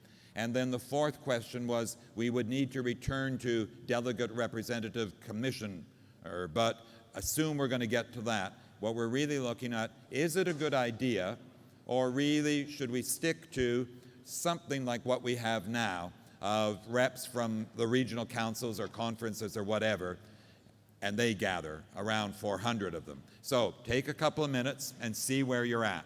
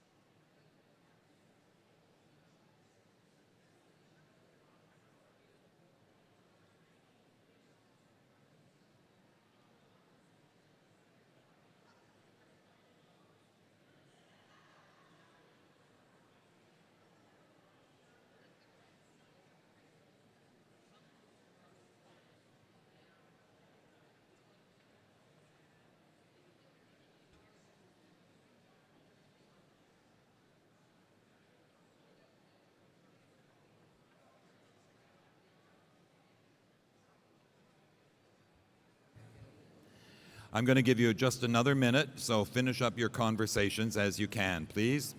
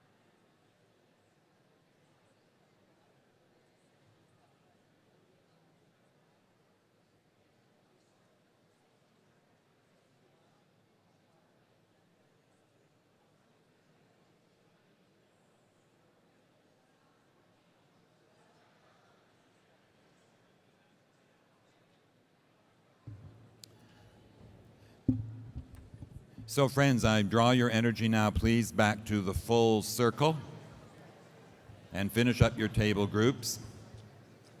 There were 3 speakers that I asked to give way, and so I would recognize them if they feel called to speak. What I would like is to hear from a few people, and then I want to test the will of the court, but we do need some discussion. I would also just remind us that we try to hold to an idea that if you've spoken once on an issue for your 90 seconds, that you let there be space for others to speak to it. And also, as we come and speak, to recognize our need to hear from diverse voices. I think that may be happening, but just a word I've heard from our ethnic and intercultural commentators, observers. Are we really hearing from the full diversity of who we are? So that's just a background thought. And so I will recognize, I believe, Mike 2, you had been faithfully, Mike 2 had been faithfully standing and waiting. Thank you, Moderator. Susanna Bates, Manitoba, Northwestern Ontario. I'm very grateful to be here in this venue from a rural situation in southern Manitoba. It has cost a great deal, not just in monetary value, which I didn't have to pay, but someone has paid. And yesterday, through the Bay Couple Commission, we, on behalf of the whole court, made some very important decisions about reducing carbon emissions, divesting in fossil fuels, and so on. And I would just like to remind the court so that we hold all our decisions and thinking together. If we're thinking of one huge gathering, there is a huge cost. So I urge that we must come up with some other workable solution. Okay, thank you very much. Microphone, you were in line, weren't you? Yes, okay, thank you. Dominic Petty, Alberta Northwest Conference. I was hearing a lot of people saying we don't need to have everyone represented. I'd be for a bigger gathering, by the way, if I should mention that. And people were saying we don't need to represent everybody. And I disagree with that, and the fact that we're saying like, oh, we'll just have some people from one church say the things. And that kind of falls back into like a presbytery style thing where it's like we got people from a common area speaking on the same things, and it's just kind of sloping back into the 4-court instead of moving towards the 3-court. I'm not sure what the perfect solution there is, but that's where I stand. Thank you. So I'm hearing you say you like the idea of the big gathering, and I just reiterate, our previous speaker said, just remember the cost. Carbon, money, time. Okay, thank you, Dominique. And yes, you were there. Sorry, Steph, thank you for patience. And then I'll get to Mike 1. Stephanie McClellan, Newfoundland and Labrador. We do want to do a whole lot more online and that kind of thing, but we also need to remember that in the rural church, we don't always have the online option because we're not yet covered by online in many areas. In our districts, I don't know in other rural areas, but you'd cut off a voice from the rural church. Okay, thank you.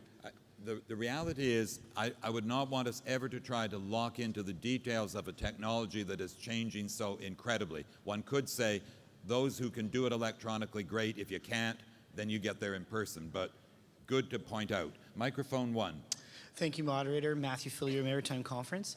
My table just wanted to share one of the themes that we see emerging in the discussion that's happening that might be helpful for people to wrestle with as we continue to discern the will of the Spirit. And that is, on the one hand, we're hearing a lot of language about a more connectional church, a church that finds new and emerging ways to connect with one another, and that's going to involve some risk and some things that we don't know.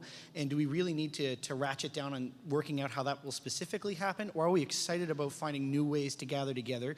And the other theme we're hearing is a much more congregational approach, which is really how we live right now, where it's the community of faith and things are centered much more very, very locally. We have limited ways to connect together. And so we're just sort of hearing that constant tension in the room, and maybe we need to think about, where is the Spirit calling us to go? Okay. Thank you very much. Helpful. I think microphone 2, and then I'll go to microphone 4. Judith Evan in Bay of Quinte Conference. At our table, we recognize that we are blessed to have within our midst a representative from the United Church of Christ who just had a massive meeting. And so it might be helpful for us to hear some wisdom from them about how they manage those gatherings. Okay. That's a helpful reminder that you've raised up, and a previous speaker said there are other groups that gather in meetings of 5,000 or 6,000, United Church of Christ, Disciples of Christ, Southern Baptists. There's a lot that could be learned. Microphone 4. Thank you, Moderator. Hewitt Holmes, Manitoba, Northwestern Ontario. I think we need to find a way to state in this document that communities of faith are connected to both the region and at the denominational level. That's 1. 2, if it is we agree that we will have a 3-court system, then I would suggest that we carefully consider us having a larger gathering at the regions and not at the denominational level. Thank you. Okay, helpful idea. Thank you. Microphone 1. Paul Stott, Toronto Conference. Our table thought that if we had a larger gathering, we would have difficulty dealing with the work the way we do now. Certainly, getting through the number of proposals would be virtually impossible. And the result of that would be much more of the policy making would devolve on executive and staff. And we would not like to see that happen. Okay. Thank you. Microphone 2. Hi there. Eden Middleton, Alberta Northwest Conference. I love the idea of a large denominational council, but I'm not for it in terms of a decision making. I believe that while it sounds more accessible, it won't be. There is a reason that, for example, Canada does not operate on a direct democracy with everyone voting on everything. It doesn't work. And the other thing is that the more and more voices that we have, the quieter that minority voices get. If we are not intentional about making sure that those minorities are represented, it's really easy to fall into a system where those who are financially able, for example, to come to the physical meeting, or those who are closer, or those who are just more broadly represented in the demographic of the church to have a louder voice, and I'm not really okay with that. Okay, thank you very much. Microphone 4. Bilvan Gunasingham, Toronto Conference. This particular gathering cost approximately $2 million, and we will assume that there are 700 delegates. That's equivalent to about $3,000 per delegate. If we are talking about 5,000 people, that is about $15 million, regardless where the money is going to come from. So we have to think about that very carefully. And secondly, we also have to think about where we are going to house the 5,000 delegates, because when you look at corporations and federations, they always struggle where to house all these, heavy number of delegates. So I would like to throw that so that people can think about this. Thank you. Thank you very much. Microphone 1, please. Oh, before recognizing that, I'm going to recognize all those who are at the mics, and then I'd like to test the will of the court. And unless you think, yeah, I'm going to go with that. So we'll hear from the folks who are standing, and unless there's objection, I then want to put a question for Warm Cool where we are. Microphone 1. Navin Forsyth, Conference of Manitoba, Northwestern Ontario. I actually came up here to say pretty much the exact same thing Eden said. However, I've got one other thing. In the consideration for an online meeting, as someone who spends has to do my Yay Committee meetings sitting in my room with headphones plugged into my phone, there are a lot of problems with them that may not be as well known. Okay. When we can't, with about 20 people, eventually, and you can't see anyone's face, eventually you realize who's speaking. And that's when there's maybe only 1 or 2 people who are coming from a phone. But if we were all coming in, or maybe like 100 people coming in, it would be very difficult to hold order because all of the body language cues and like this that we use would be lost. And if we were going online, we'd have to find servers that would be able to handle 1,000, 2,000, even 500 people without lag at any end. So rural churches who, even if they got internet for that, their internet probably wouldn't be strong enough to handle so many people, and the lag between voices would make their voice lost. Okay. Thank you very much. That's lifting up a implementation practicality, and I appreciate it from an experienced voice. Thank you. Mike 2. Ken Thomas, Manitoba, Northwest Ontario, and chair of Agassiz, a rural presbytery. We have several people here. With this broader denominational council, I'm not sure any of us would be here because our congregations would not be able to afford to send us here. And the suggestion has been that this will broaden participation. Actually, I think it's going to be a very selective participation in a big council, and I don't think we'll be happy with the way it gets self-selected. Regional councils will, representative ensures that all the voices are here. It ensures that we have youth here, which may not happen. It assures that we do a truly representative body that makes the decisions of the church. Thank you very much. Microphone 3. 4? I'm sorry, 4. Where is 3, by the way? Oh, it's back behind. Okay, so it isn't getting used. Thank you. 4. Mint Marcellus, Bay of Quinte Conference.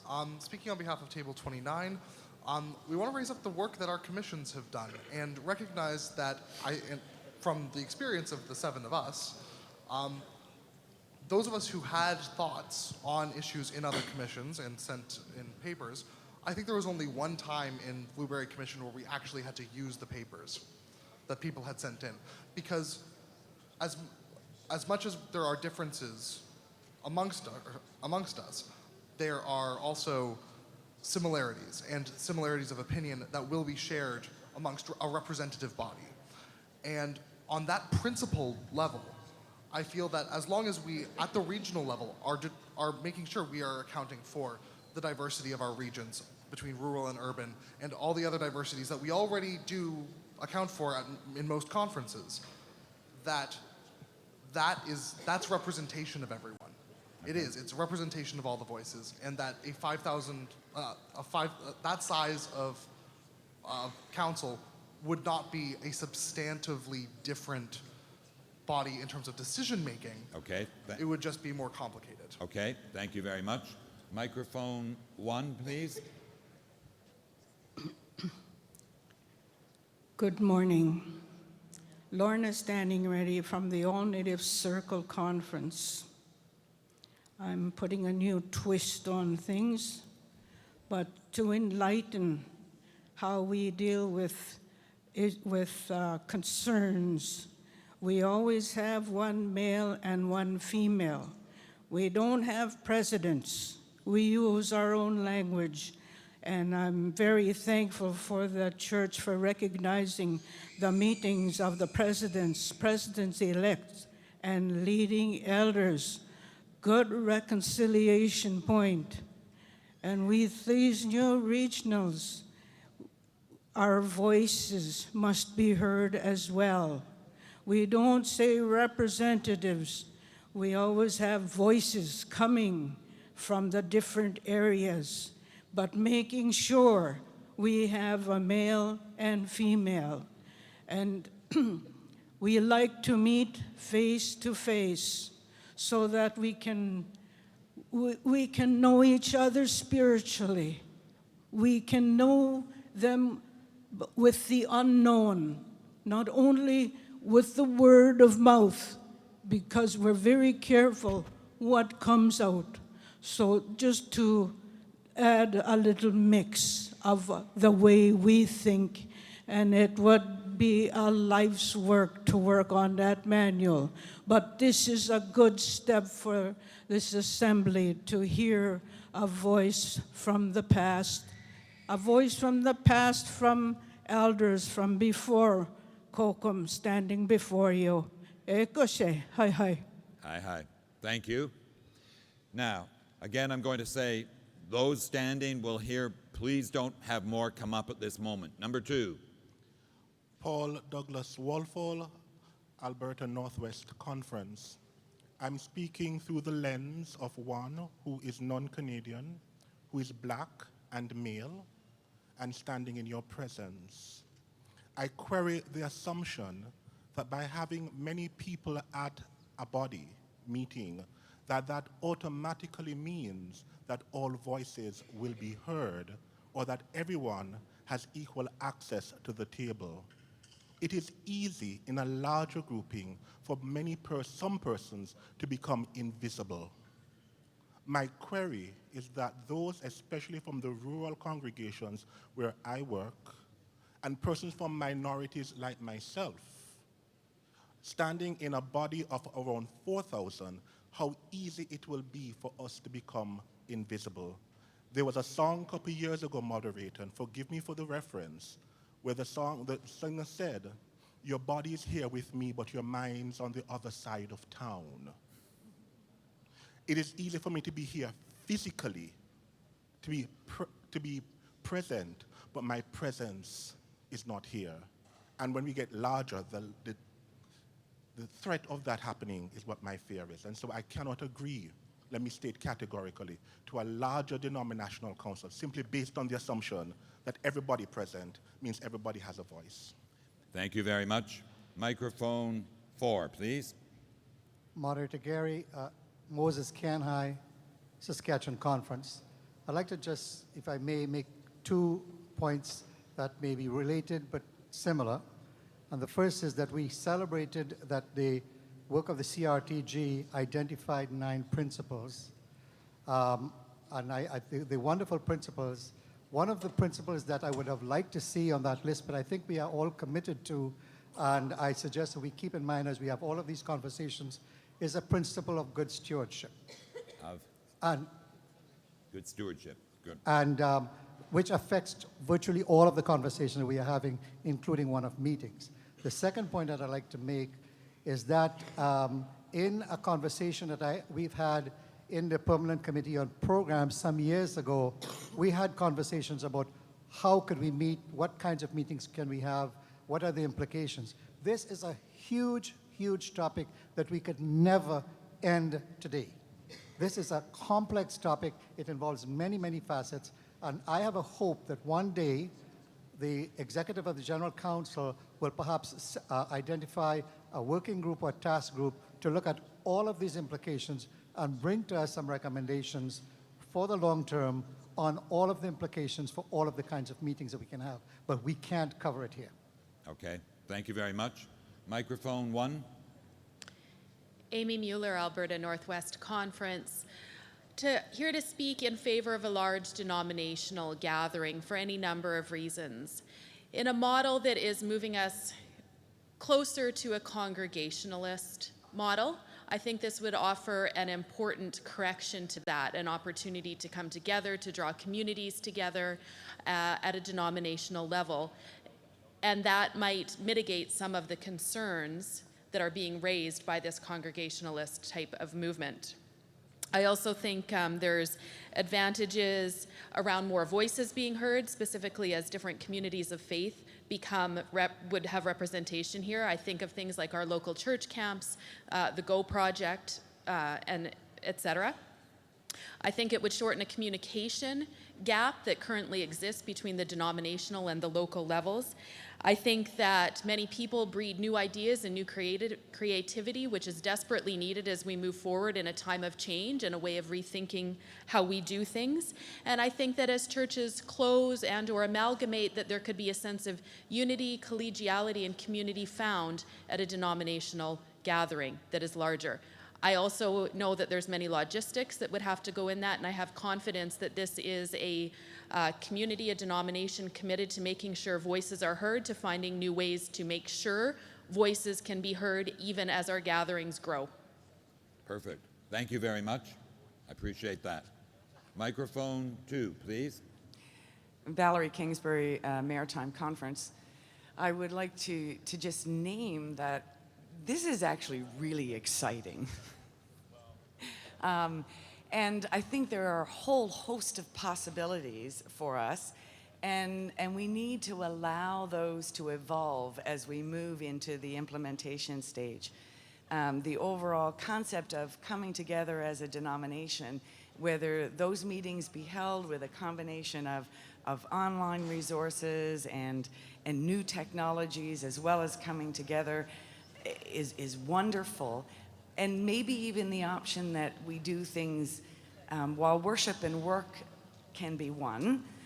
Sometimes it's nice to have a separation and to do the work and then to really worship and get excited together for the ministries that we do. So there's all kinds of ways that we can do that. And again, I reiterate the fact that we should perhaps turn to some of our brothers and sisters like those in the United Church of Christ who are able to move their business down to small portions. And in terms of the funding, the reality is our congregations fund now. We're here because our congregations have paid for us to come through individual givings, through the Mission and Service Fund, through assessments, to presbytery and conference.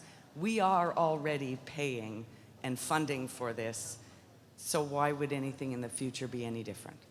Okay. Thank you very much. Microphone 2, please. Wehimat, Umax, de Geksu, Koisle Gohan, Ambax, Walakras, Kiasige, Walakams, Titkuram, the Gohan. Mr. Moderator, I refer to you as a chief of this court. To our women folks that have high esteem in this court, I thank the first people in this land that has allowed me to stand here, the opportunity of addressing. I've been here since the start, and I've been listening. And don't cut me off after 90 seconds. I've seen 3 or 4 people come here, and you've listened to them and allowed them to come again, allowed them to come again before somebody else. Participation. We have always wanted to participate in the life of our church, the United Church, as Aboriginal people. Your forefathers came in and got us involved with the Methodist faith, which became the United Church. They reached out. And when I look at their history, to me, it was totally inclusive. They created bands in our communities. My great-grandfather was ordained as a Methodist preacher.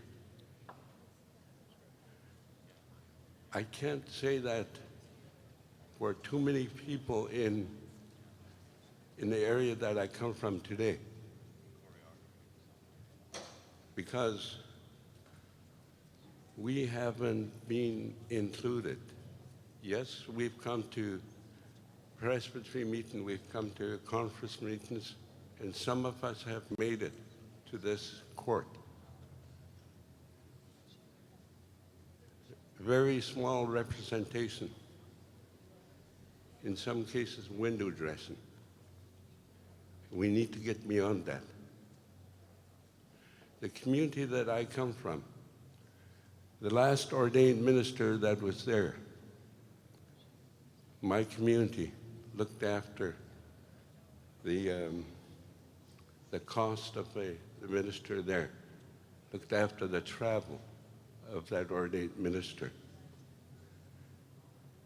Put the community in red, $21,000. We didn't reach out to BC Conference to say, could you look after this? We didn't reach out to national office, say, could you look after this? The church board and the hereditary chiefs got together. And the hereditary chiefs decided, we'll put up a funding luncheon once a week. They did. They raised $31,000, paid off the $21,000, and the hereditary chiefs turned the balance of the $10,000 to the Bella Bella United Church. That community is 95% unemployed. And they were able to do this. I look at this body here. I would say that you're 100% employed. You know, what are we discussing? I've given you an example of what a community in destitute is able to do when that arises. There's no more than this amount of people that in this table here go to church on Sundays. When someone is baptized, maybe these 3 tables come to church. When somebody gets married, maybe this side here comes to church. When someone passes away, this amount comes into church. They believe. You know, I'd say that for far too long, we haven't been heard when we come to meetings, when we hopefully come to participate. We have not been heard. 8 years ago, we talked about our real property, our churches, our manses that needed repairs. And we put in order what community needed to go first. Didn't take action on that till about 4 years later. We finally got one about 1.5 years ago, and they did a super job in renovating their church. Point of order. That's in that 8-year period. No, this is what we're up against there, Mr. Moderator. You know, there are times where we feel that other areas. Point of order.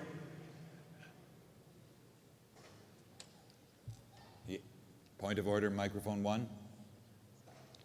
What happened to the timer? I'm trying to respect a different way of engaging with the court, and I realize we've gone significantly over the time, but I was allowing and making a monitorial decision that there would be space for this to be heard. I'll wind down, Mr. Moderator. That's an example of what we're entrusted with. We come here, we tried. Consequently, we have had to form BC Native Administrative Council. We have had to form the Aboriginal Native Minister Circle Conference because we haven't been heard. We want to be part of this ship. The ship that is sinking, ours sank. We want to get into a new boat where we could pull together and move forward in a different format that is being addressed at this meeting. We really want to be part of what that is in all aspects of what is up there. Thank you, and I apologize for my 90 seconds 5 times over. Thank you very much. I recognize microphone 2. Kayla Monroe, BC Conference. I first want to say that I respect all the words that have been spoken today, and I thank you all for voicing your opinion. But a few things that came up at my table were that if you think about it, there's going to be a cost issue either way, so I don't think that should be the main justification against the large denominational council, because if 3 people go, they're going to want money. If 3,000 people go, they're still going to want money either way. So I don't think, and a few at my table thought that as well, that should not be the main justification against a larger denominational council. Another huge point that was brought up at my table was that think of the amount of impact that it would have if we had a larger amount of people. We look at other churches and say, wow, they have such a large group. Look at them, that's so fantastic. And I think people within our church would think that, people outside of our church would think that we would have such a huge impact on those around us and those beyond us, that I think that the larger denominational council and the larger denominational meeting would be such a good idea. And I've talked to those around me and those at my table, and we all are on the same page. Now, were you already, are we finished at mic 2? Yes, okay. And I'm going to ask, because I did rule that those only standing. So friends, in a moment, I'm going to ask whether you're warm or cool, and the question will be something like, are you warm to the idea of a large denominational council with, and we won't have, wait, don't show your cards yet, with, the word will probably be, we'll talk, representative, delegate, or commissioner, that's secondary. It will engage the question of large number, we've heard, cost and stewardship, we've heard, people face-to-face, we've heard, electronic possibilities and problems. But the question will be the principle, do you think it's a good idea and you want to proceed with it? So now a minute or 2 in table group, just to reflect on the wisdom you've heard offered for the last 15 minutes. Okay.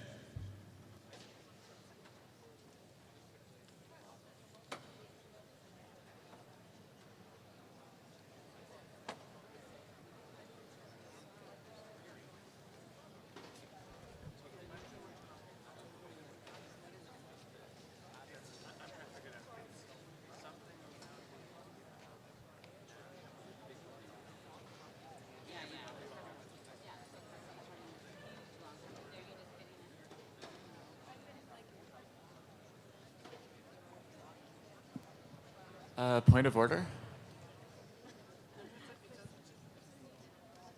Sorry, a point of order? I'm sorry, Jamie, point of, yes, Yeah, microphone 2. Jamie Weber, Montreal Ottawa Conference. This is, We've had a table group discussion, and we'd like to suggest that we use the clickers for this sort of large decision because it allows for less pressure. If we're raising the cards, it's very obvious what everybody's opinion is, and people are better able to state their own preference if it's more of an anonymous vote. Thank you. Okay, I want to be clear though that we're not voting. And often clickers get associated with voting and making a full-on decision. This is a testing of our will. So I'm going to just ask for our people, would you like to use the clickers for this rather than the cards? Oh, I'm seeing more that we want cards. So another half minute of discussion, I'm going to ask for the question.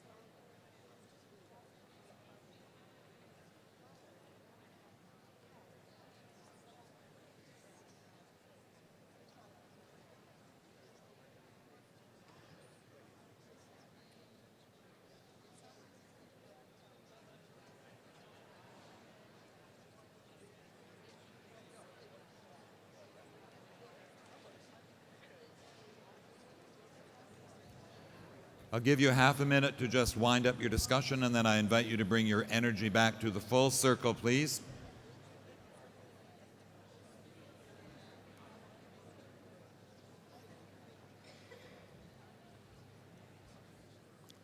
I also want to remind the court that it feels we're spending a lot of attention on this item, but it is one of the key decisions, and it will be a decision, or we would have had to talk about it later when we hit regional council and denominational council. So we're dealing with it in order, but we are actually looking ahead and dealing with a big chunk of material. So then, I need your attention, and I want to say, are you feeling warm or cool to the notion of having a large denominational council with, say, commissioners or delegates from every community of faith? Show me the cards.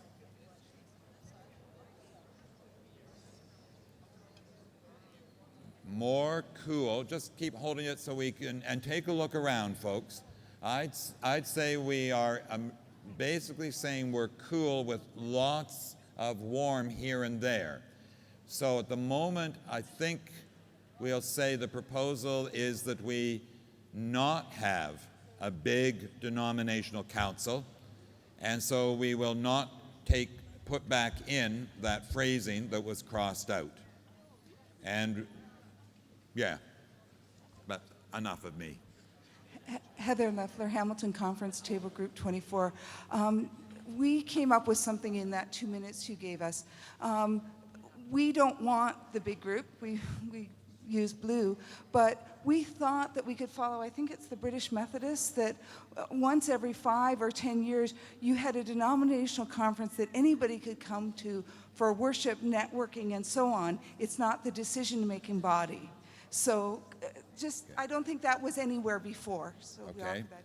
I'm going to take that not to test at this point, but to say wise suggestion and make sure that it gets recorded and will be part of ongoing work probably beyond this council. Thank you. We have microphone 2, please. Hi, Martha Cunningham-Kloss from Manitou Conference. When I'm thinking of a large denominational meeting, I'm not thinking of it being templated like this. So I know that that might be a block to people considering having a huge amount of people together because we might not have a voice. But I don't think it would work like this. We would have more of a revival, more of a workshopping. People interested in governance would handle that, and we would have a whole different way of doing business. Yes. Friends, in a way, we've made our decision about the large council. I appreciate the wisdom because I think there are different ways of bringing us together en masse that would not be a decision-making council. Could be worship, education, celebration, all franchises, you name it. We could have a massive celebration like has been suggested, but I'm not sure we need to talk about it right now. So I'm still letting the mics be open, but wanting to be sure. Okay, mic 4, please. Gary Clark, Maritime Conference, Bermuda. I have a proposal. The thing I love about the United Church of Canada is we get bogged down in business, but we can still have fun sometimes. And I'm proposing that we, for our 100th anniversary, hop on a cruise ship in Quebec City. Woo! Sail over to Newfie, the Rock, pick up all the Newfoundland Labradors, cruise into Halifax, pick up all the Maritimers, and head to Bermuda. We have a party. We might have to close the casinos, but we can have a party, we can have fun, and we'll have people in our congregations just clamoring, wanting to get on there. They'll be voting within their congregations. Let's get aboard this cruise ship, and we'll show the world what a fun church we are. And I would nominate Reverend Gary Clark to be our captain. That would go well. That would go well. Friends, I know it's a process, but this was a significant decision. You've made 3 or 4 of them. I'm going to call on our musicians. I think we need to sing and get our bodies just up. Don't disappear, because it's going to be a short song. And we will be quitting this business at 11:20. So we're going to have another 20, 25 minutes to be able to deal with, I would hope, limitations and then get a chunk done. But musicians, give us some energy music, please. Now.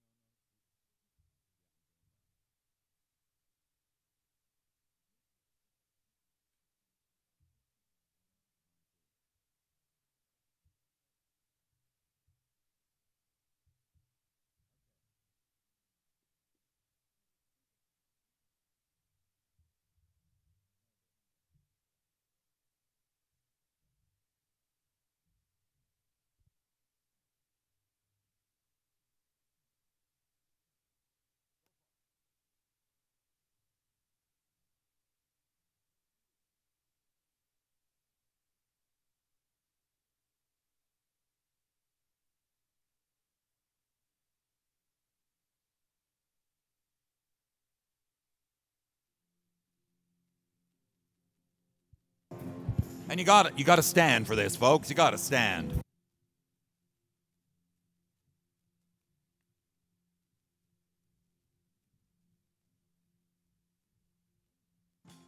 My love colors outside the lines, exploring paths few could ever find. And it takes me into places where I've never been before, and opens doors to worlds outside the lines. My Lord colors outside the lines, turns wounds to blessings, water into wine, and takes me into places where I've never been before, and opens doors to worlds outside the lines. Oh, we'll never walk on water if we're not prepared to drown. Body and soul need a soaking from time to time. And we'll never move the gravestones if we're not prepared to die and realize there are worlds outside the lines.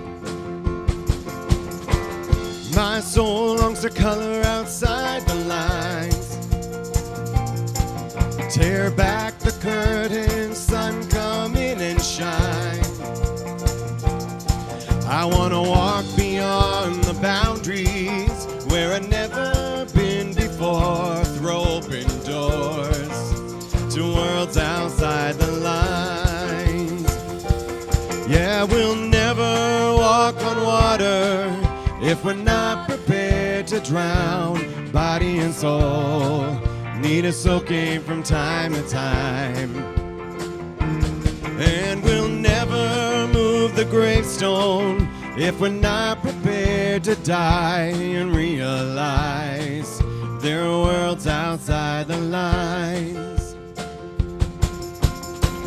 My soul longs to color outside the lines. Tear back the curtain, sun, come in and shine.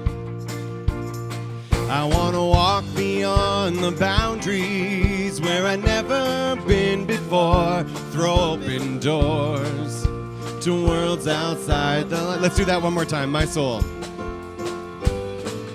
Never walk on water if we're not prepared to drown. Body and soul needs a soaking from time to time. And we'll never move the gravestones if we're not prepared to die and realize there are worlds outside the light. Last time, my soul. My soul longs to color outside the lines. Tear back the curtain, sun, come in and shine. I want to walk beyond the boundaries where I've never been before. Throw open doors to worlds outside the lines. Yeah.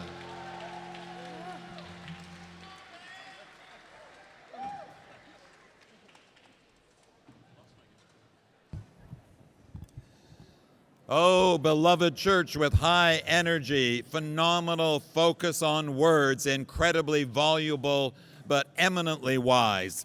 You have done some good work. I need to just remind myself publicly that in the last round I used the word "we have made decisions." We have not made the decisions. My mistake, my apology. We have come to an agreement about the proposal about which later we will make the decision. I'm hoping that it will be very similar, but my mistake. So if you think we've actually made it and you're locked in, not true. So I just rescind what I said. Microphone 2. Daniel Reed, Bay of Quinte Conference. Before we move on, I'm hoping to make what feels like a substantive but hopefully uncontroversial change to the document that we have. Could somebody put it up? Can you not hear me? No, I'd like to make a substantive but hopefully uncontroversial change. I hope that actually happens. Can somebody put up the document? What document do you want? What part of that document? The section we just did? This is just perfect. Yep. So I would like to change, I'd like to test the will of the court to change representatives to delegates. But in fact, we've actually said we're not doing the big grouping, which is where that word comes in. So we are back to saying regional councils will make a decision to send commissioners. But helping to fund the cost of sending representatives to the meetings of the regional council. I'd like to send delegates to regional council rather than I see. So now you're on the line of the community of faith to regional councils. That's right. Okay, let's test warmer code. You're suggesting we would send delegates. Delegates, not representatives. Are we warm to that? Yeah, I think basically warm. More warm than cold. Thank you. Thank you. Okay, so test the rest of what? Oh, okay, sorry, yes. Nora has just drawn my attention, sorry, the General Secretary has drawn my attention to that line that is in yellow, helping to fund the cost of sending delegates to the meetings of the Regional Council. So that would be, and so, do you want that principle? Are you warm to saying there would be help in the cost of sending delegates to the Regional Council? That would not just be the congregational or community of faith. I'm missing a number of cards. Yeah, we are. We're in favor of that principle. We may need to work out the details, proportions, how that happens, but there is a sharing. Okay. So we now move to section D, which is limitations. And microphone 2. Thank you, Mr. Moderator. Keith Simmons, BC Conference. I wonder if we want to think about what delegate means. I come from other organizations where when one is sent as a delegate, one is delegated to specifically represent the views and the interests of the local that you're sent from. And as I understand our polity, that's not what we do when we come to our gatherings. So I wonder if the intent is to send a commissioner or someone from the community, but not delegated to act under the authority of the community. So I'm wondering about that term and if we could have some sense of what it means in our polity. Okay, that's a good question, and I'm assuming microphone 2 is responding to that. Okay, thank you, because I think that needs to be tested. Kathy Hamilton, the Synod Montréal et Ottawa. What if we send people?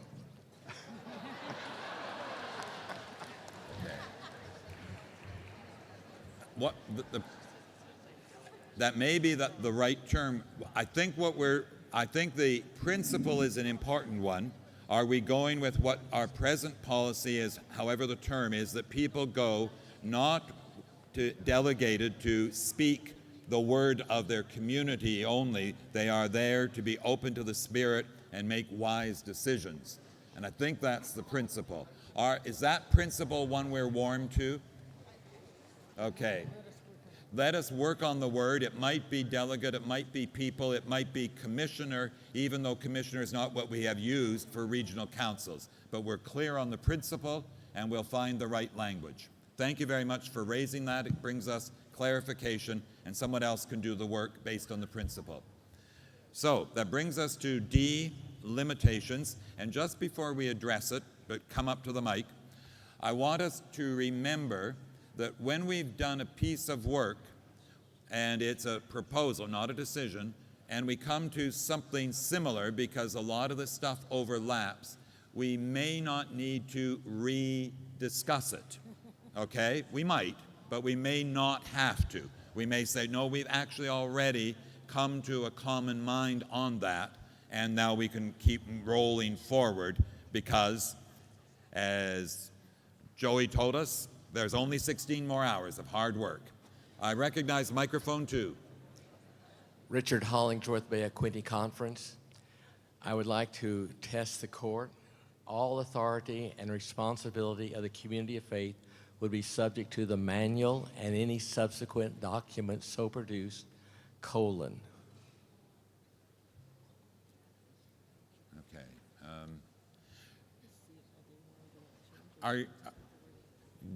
Say that again, because we haven't got it on the screen. Okay.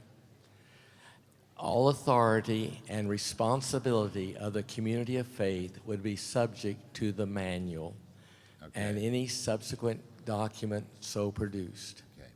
You've heard that. I'd like to test. Are you warm to that? Or are you cool to it?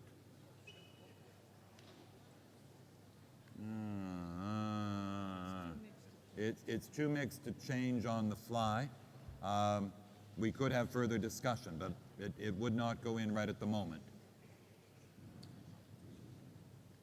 The concern I have is there's no mention to the manual in any of the sessional report or the comprehensive review. So what are we going to do with it, and how are we going to operate since it is in effect right now? The manual is a level of detail as we know it. It represents denominational policy. It's doesn't the- represent, it states it. I It couldn't- is. Yeah. But the manual as we know it is one way of expressing that. The term that's used in what's before you is broader, inclusive. I know it's broader, but I know the manual saved my ass after 1988 when 100 people walked out of my congregation. There's something really substantial in the manual, and it has been very helpful for us over the 90 years of existence. I'm going to interrupt. When we did a testing, people said no, yes, and I'm hearing from the General Secretary that policy set by the Denom Council, et cetera, includes the manual, but is actually broader. So I'm going to hold to that, but I hear the concern that we want to make sure that when we have congregational autonomy, we also make sure that's in clear conjunction with denominational policy in the manual or beyond the manual. I recognize microphone 2. Peter Wyatt, Manitou, moderator. The manual contains the Constitution and the bylaws of the church. It is not one expression of our policies. It sets forth the Constitution, polity, and bylaws of our church. Can you respond to that? Thank you, Peter. Are there any other comments? Are we basically taking a look at D, limitations? Are we ready to test the will of the court? I think, unless I see somebody at the mic. Okay, are we basically warm then to saying yes to D? Okay, folks, that will form the basis of a future motion. We've come to a like mind on that proposal. So now we move. We have 10 more minutes. So we start with the regional councils. And the first is the description. And I do want to pause simply because there's been a change and an addition to what CRTG, and I just want you to be able to take a look at that. And are there any comments to make about that?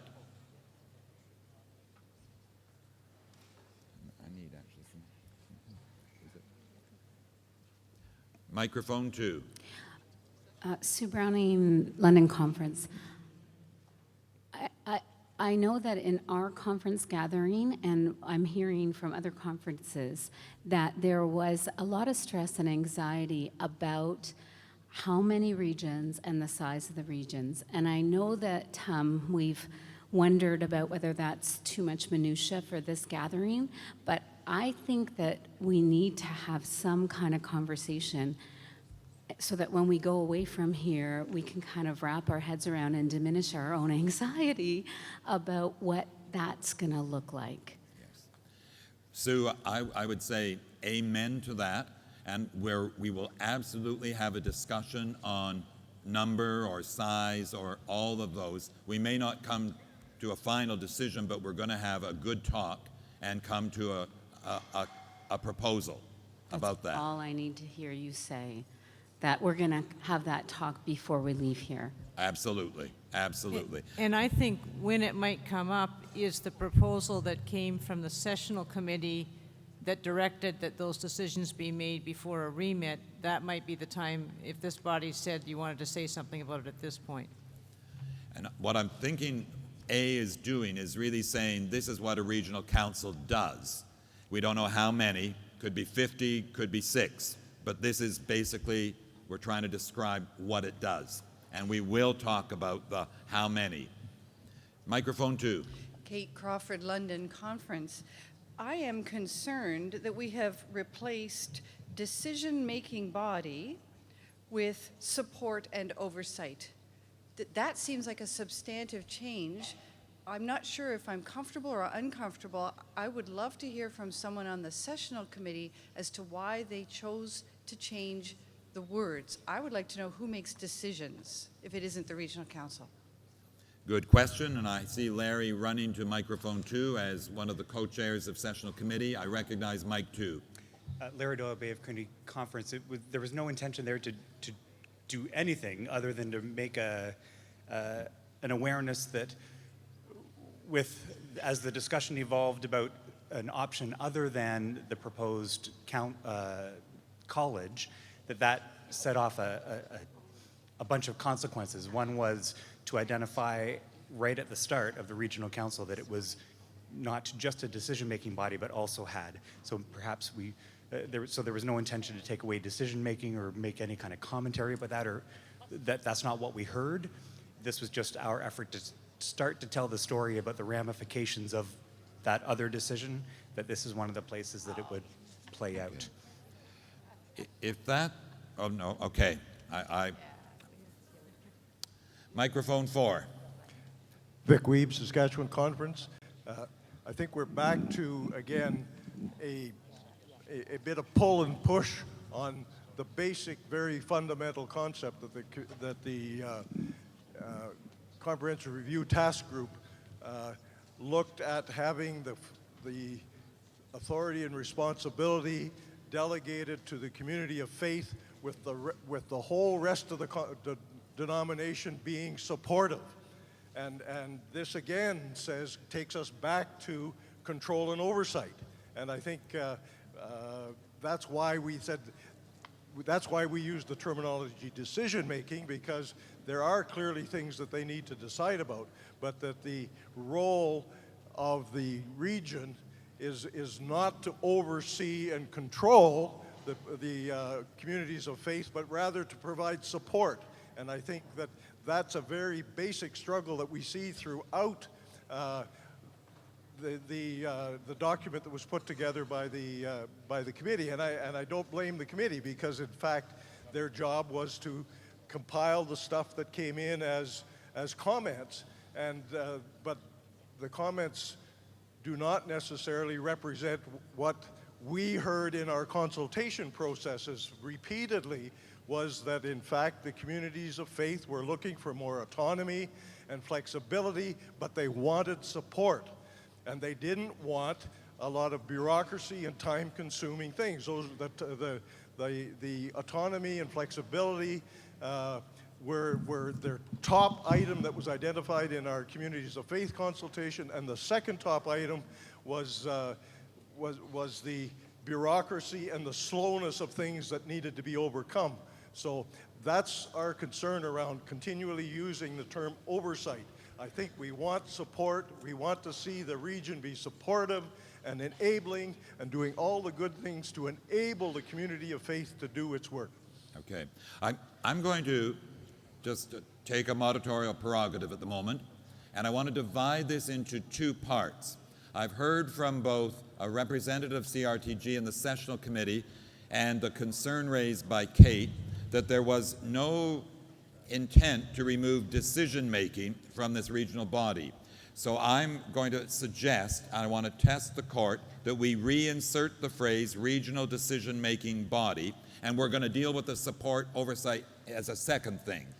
So would you like to have reinserted the regional decision-making body? Very warm. So I would say that goes in. And now, Vic has pointed to this dilemma and challenge, which is a key principle: support and oversight, support or oversight, or just support. And that's another concept. Mike 2. Thank you. Jamie Weber, Montreal, Ottawa Conference. I want to somewhat echo what Vic has just said, and also bring a personal perspective on this. I came up in this church through the youth forum of the Montreal, of the Quebec Sherbrooke Presbytery, and it's a very atypical kind of ministry. We worship in a circle. As I like to put it, the minister who is in our midst is there as an esteemed guest, and they are an esteemed guest amongst equals. And one thing that's so beautiful about Youth Forum that really works so well, and it was the now retired youth worker Victoria Moulton who put this to me, is that there is a communication from the most esteemed elder down to the youngest member of the congregation, but also a communication of information from the very youngest person there up to the most esteemed elder. And I think that that's a beautiful thing. And I see the role of the regional council within this three-court model.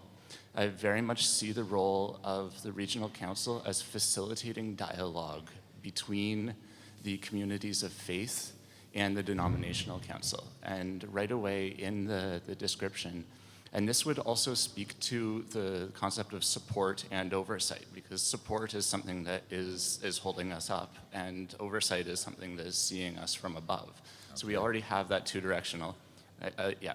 So I'd just like to say, include in the description that it's a two-way vessel of communication as one of its roles. Okay. Thank you, Jamie. Folks, I'm going to remind you that we've got an order of the day about 11:20. So we're probably not going to make a full decision on this, but I will hear from microphone, where am I? Microphone 1, I think. I keep looking at 2 and give them preference. So microphone 1. James Ravenscroft, Alberta Northwest Conference. I'd like to speak in favor of keeping the responsible for support and oversight of mission and ministry. The rationale are 2 points. One, I think we too quickly assume that oversight means control, as opposed to walking alongside with love and nurture and empowerment. So that's the first piece. Maybe we need to let go of an assumption that oversight means control. The second is to be very conscious of the ecumenical implications when we perhaps lose the oversight dynamic within the regional council, because it is up until now, as say presbyteries, the way we do episcopae. It's the way we do that in our conciliar model. When we lose that, potentially, some of our ecumenical partners may want to know, so what are you now? We thought you were Reformed/Methodist. We're not sure what animal you are now. So I would like to know, what are the ecumenical implications of that change to shift from who we are as we understand it to something different, which that would change? Thank you. Thank you very much. And I will take one more speaker, and then we're going to run out of time, because otherwise we won't be worshiping together. So, stewards, I think it's microphone 2. And we're not going to decide on, we're not going to test the will, because we need a little more conversation. Thank you, moderator. Michael Koyman, Toronto Conference. This is actually the 475th anniversary of the invention of presbytery, and while presbytery is unloved and unlamented, the key concept from the beginning was an equal number of lay people and ministers in a region directing the work of the church. The key concept for 475 years has been mutual support and oversight. And so I am delighted that we're retaining that concept that is now 475 years old. Okay. So friends, we will come back to this tomorrow. You can stick it under your pillow and dream about it. But I'm not wanting to rush the decision, because this notion, as Vic said, oversight, support is a key principle, and I think will help us in the rest of our discussions. But I'm thinking you need to give yourself a round of applause. We've actually, believe it or not, made some significant progress. So a hallelujah moment, and I thank you very, very much.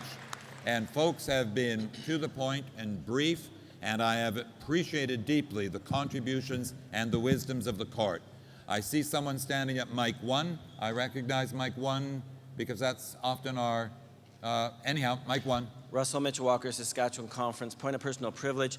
I just want to request if it's possible for us to get kind of the revised part of what we've done, because we've been crossing out stuff and whatnot and putting things back in, to be emailed, and possibly some copies on the table for when we come back tomorrow. That would be awesome. Excellent suggestion, and I'm hearing like it looks like it would be possible. I appreciate that. Mic 1. Navin Forsyth, Conference Manitoba, Northwestern Ontario. Building on what was just said, could the revised copy also be emailed to the delegates? Because the original copy was not. I'm not sure what you mean by delegates. Like the youth delegates. To the those of youth us who forum don't have a delegates. vote. Thank you. Yes. Okay. Good. So I'm going to vacate. I wish you all a blessed Sabbath time. We're going to have some announcements and some worship, so you're not leaving yet. But I know some of you are going on a big trip, and others are hitting the sack, and some are wandering the town, and then some are going to be singing some hymns later on, and who knows. So come on up, friends, and come on up, worship leaders, while Nora and I disappear into Sabbath.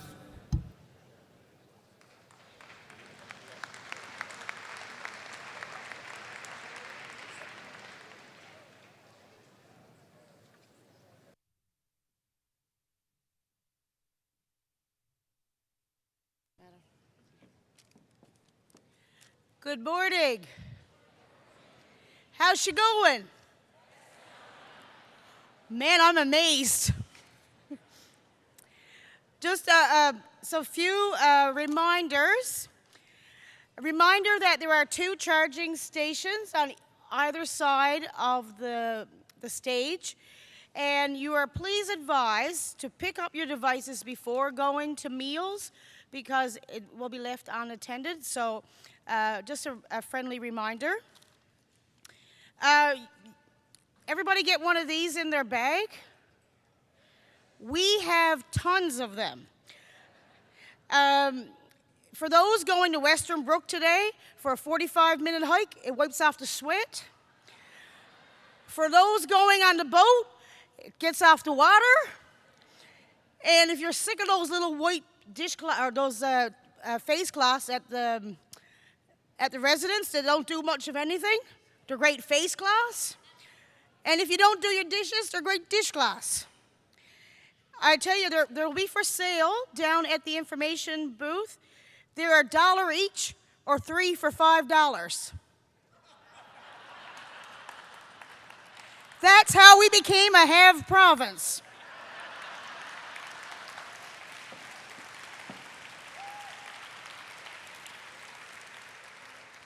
I advise 3 for $5 because the money is going to M&S.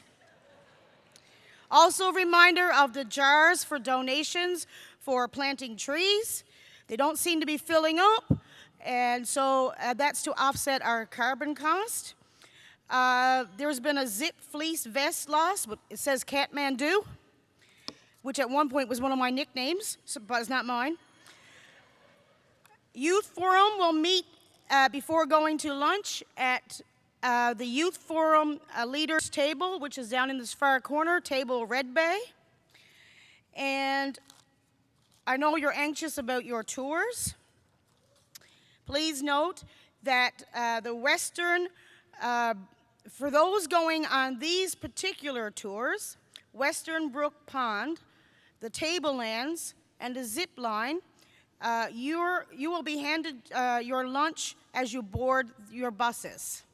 Everyone else can pick up their lunch at the cafeteria. And one more. From local arrangements.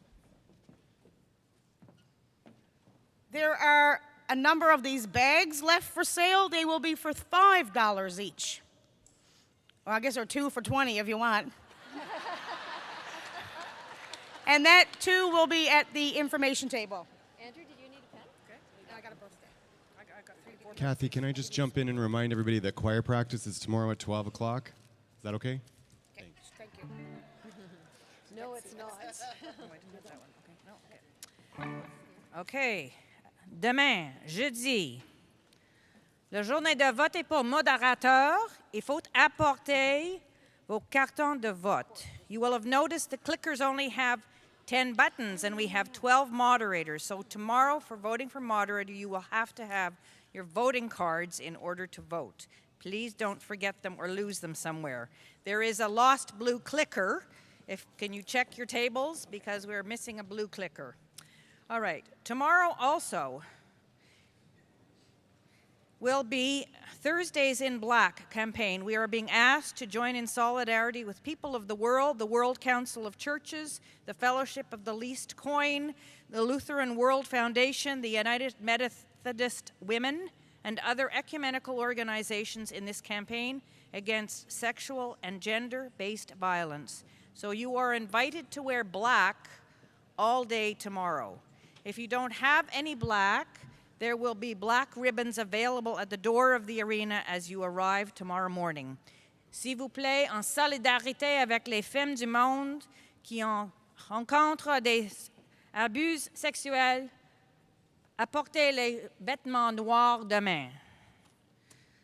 Tomorrow, the Aboriginal commissioners and their guests are invited to join the Assembly of First Nations Perry Bellegarde for dinner in the dining room at 6:30. If you want more information, you can see Jamie Scott or Maggie McLeod. Tomorrow, Affirm United, S'afferme Ensemble, vous invite pour midi in room 375 in the Arts and Science Building. LGBTTA people, two-spirited people, allies, and all people of goodwill and open mind are welcome. Alors, apportez vos lunchs, puis vos idées, des questions, vos amis pour s'afferme ensemble. Tomorrow at lunch, greetings AST alumni and friends. You can come and meet the President, Neil Bennett, in the lunchroom on the level 2. Didn't I say that? Whoops. Did I not? Yes, the First Nations, did I not say that? First Nations is this evening, Wednesday evening. That's today. Sorry if I said that wrong. Okay. Tomorrow, there are 2 book signings now. Bill Stedman's Wake Up Church and Fishing Tips, How Curiosity Transformed a Community of Faith. John Pentland's book about the experience of Hillhurst United Church is available for the first time. A must-see for leaders, boards, and committees. 9 tips about becoming a vital, engaged, and faith-filled ministry. So both of those up in the book room at noon tomorrow, Thursday. A little request. It says, shh. In the evenings, okay. In the evenings, when you're going off to rock and roll until the wee hours of the morning, can you remember that some people have gone to bed? Or in the morning, if you like to get up and jog or do other things that are noisy, could you please be respectful that some people are still sleeping? Dan, you will have right there. Dan the man has been circulating around to take lots of pictures. He's got thousands at this point. And if you want to see the best of those 1,000, go to GC42 website and click on the Flickr photo library. And if you would like Dan to come and take your picture or your table group picture, he's sitting here right in the front, and he would be happy to wander over and take your picture. And you can download them off Flickr. Okay, so you can get them out there. If you haven't been sending your own out, you can get them out there. Okay, it's still Wednesday. Now that I've done everything for Thursday, and you'll be all organized for tomorrow, alors, nous avons les fêtes pour aujourd'hui. Nous avons beaucoup de fêtes aujourd'hui. So, I'm going to ask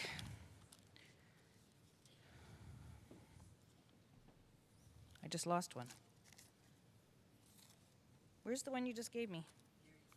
No, I have that one.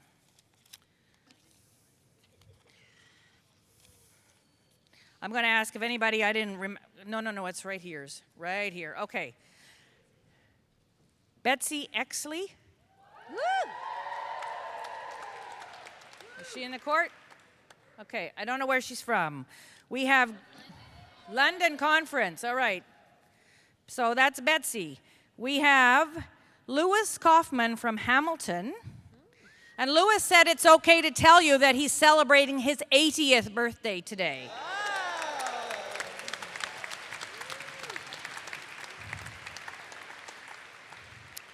From Maritime Conference, a little bit younger, we have Gary Clark turning 70 today.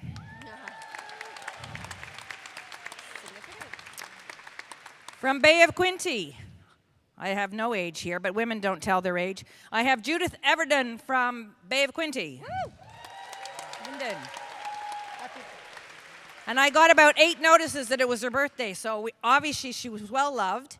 And a big secret from the General Counsel office, and we don't tell their age either, Kathy McDonald. Okay, so if we can sing happy birthday to Betsy, Gary, Kathy, Judith, and Lewis. Happy birthday. You started this. Happy birthday to you. Happy birthday to you. Happy birthday, happy birthday. Happy birthday to you all. And many more. And many, many more, yes. Alors, bonne fête, Betsy, Gary, Kathy, Judith, and Lewis. Bon après-midi. On va vous voir ce soir pour le bière et les chansons, ou sinon, on va vous voir demain. Where's the beer? Fred, where's the beer? Probably in the pub. In the pub. Yeah, Beer and Hymns is in the pub tonight at 8 o'clock. Buffy St. Marie, can you come on down and join the band for us right now? And I'm going to ask Lorna Standing Ready and Ray Jones to join us on the stage. And as we come into this time of Sabbath, I invite you to take a deep breath in and out. And remember that Jesus said, "Come unto me, all you who are weary and heavy laden, and I will give you rest." And we are weary of different things, but we gather in this time to send us into Sabbath. The first thing I need you to do is we're going to draw the circle wide. And it could be mass chaos, but instead I'm going to give you 3 really clear directions. You're going to hold hands with your table group and move together. And you will take your table group to the closest edge of the arena that you can reach to. And together, across the stage and up, we are going to make a giant circle to receive the teaching of the tobacco, which we will take with us into our Sabbath. It may have to be a double circle, but we're hoping for one big one. So move, holding hands with your group together as we draw the circle wide. And tuck your chairs in. But if you need a chair, bring it with you. It'll be about 15 minutes of standing, so bring a chair as you need. And squish up, my friends. Let's draw the circle wide.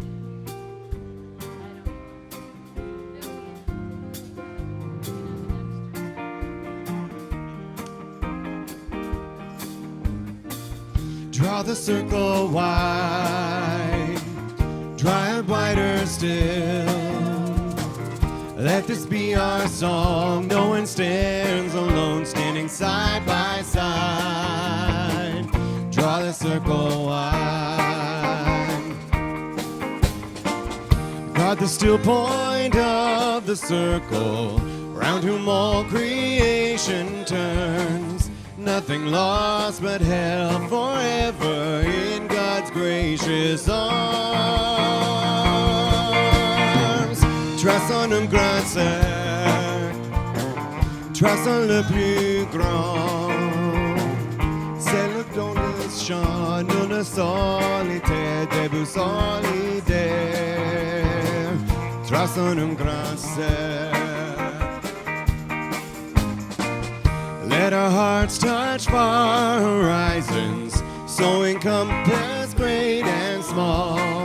Let our loving know no borders, faithful to God's call. Draw the circle wide. Draw it wider still.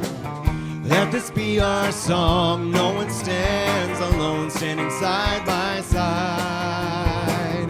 Draw the circle wide. Let the dreams we dream be larger than we've ever dreamed before. Let the dream of Christ be in us, open every door. Trace un grand cercle, trace un grand cercle, trace le plus grand. C'est Channel solitaire, table solitaire. One more time, draw the circle wide. Draw the circle wide. Draw it wider still. Let this be our song. No one stands alone, standing side by side. Draw the circle wide. Yeah.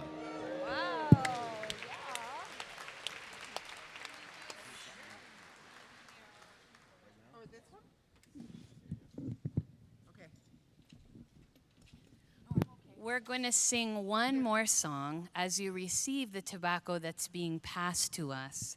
The gift of this tobacco, hold in your hand as we get ready to receive the teaching. And we sing together, "We are all one people."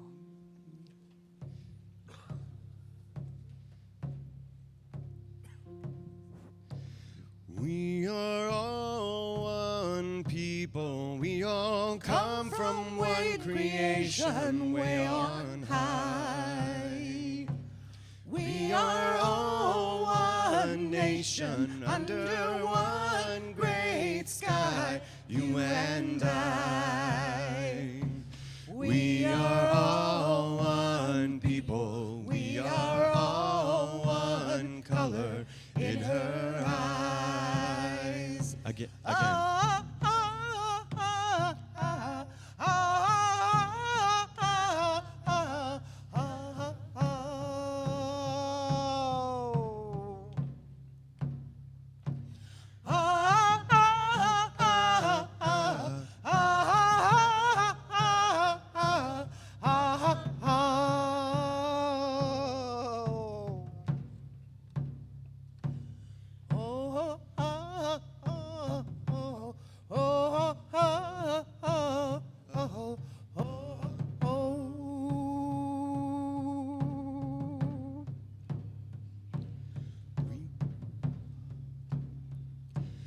We are all one people. We all come from one creation way on high.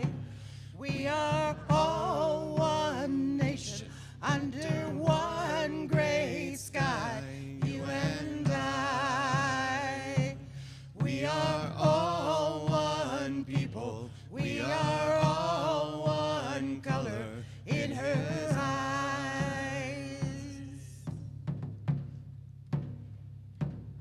Everybody together. Yeah.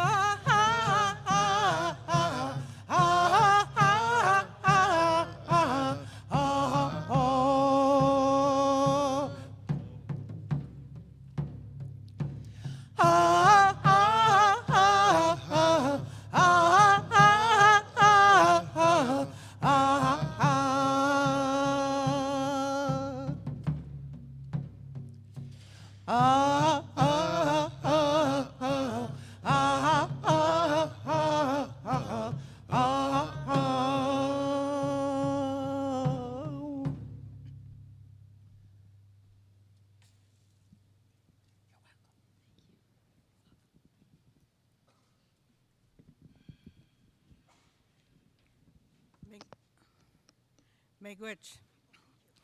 Tansei. The cultures across this country with the many different Indian people are all different. We're all different. But I've been given the honor to say a few words on tobacco. It's the woman who does the teachings in the home. Long ago, it was our lodges. And the old people told us not to throw them away. Don't throw them away. I often wondered what that meant. Do not forget where you come from. Do not forget who you are. Do not forget the culture that you were brought up in. And it was hard, because some of us spent our good part of our lives in residential school. And being a 10-year survivor, I ached and ached for my culture. But I remembered what I was told.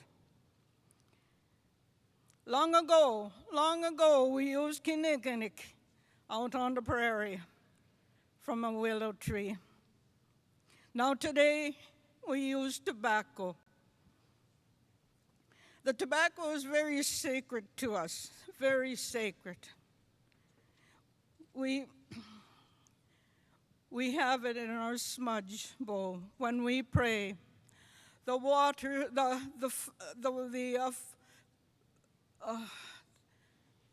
Kokum's getting old.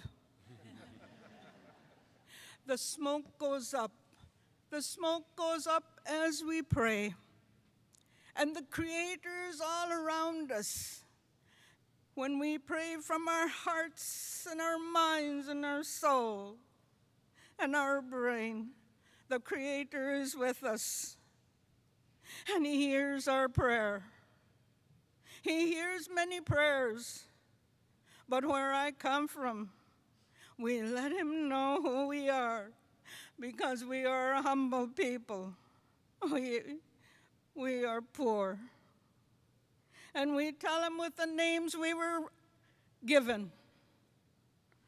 And this is not the Gapetat Miomaskike, humbly praying for all of you and letting you know just a bit about our sacred tobacco.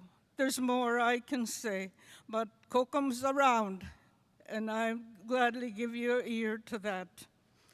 We are running by time here. It is hard. So I will pray. Hold on to your tobacco tight and envision the smoke going up. And as I pray, in your own way, I shut out this world. I am with the Creator floating around, and I am praying. I acknowledge Him. Lord, Creator, Geshemanito, maker of heaven and earth and the universe, and all that there is therein, we give you thanks. Megwech. We give you thanks for the good night's rest we've had and the beautiful morning. I humbly ask your blessings upon our families and all our relations from coast to coast to coast. Bless them spiritually, mentally, physically, and emotionally all the days of their lives. Give them the strength and the courage and the wisdom to deal with their challenges as they arise throughout life. And may they ever acknowledge you in thought, word, or deed all the days as they travel Mother Earth. And at this time, please keep your eyes closed. Our male counterpart, Elder Ray Jones, will say the last few words in his language, Getson. Hi, hi.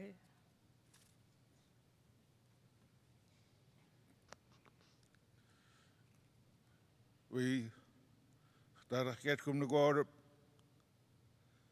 Nink Ludat Simlacha Dog some nin the Lama Heluchton Dog some nin the Sa Skinaman Lomp the Buddhism Dawson the Dils Skinaman Lomp the Gunetus Nin Meanum with them Ginam Buddhism am Goddess General Council 42 Qabil Hookswood Lot the Gunetus named himself General Council 42 Troimach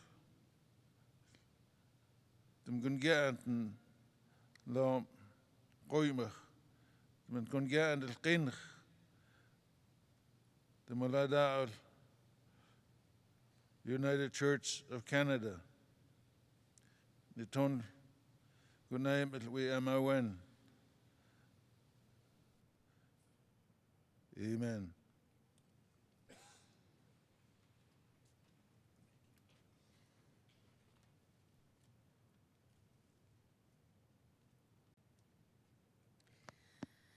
And so we have been graced, and we offer grace as we take this circle, this teaching, and our work into our prayer time for this day.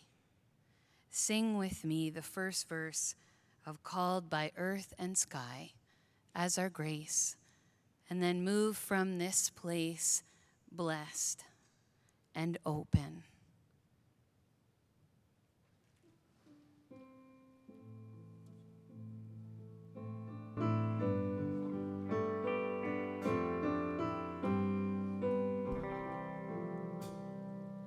Called by earth and sky, promise of hope held high. This is our sacred living trust, treasure of life sanctified. Called by earth and sky.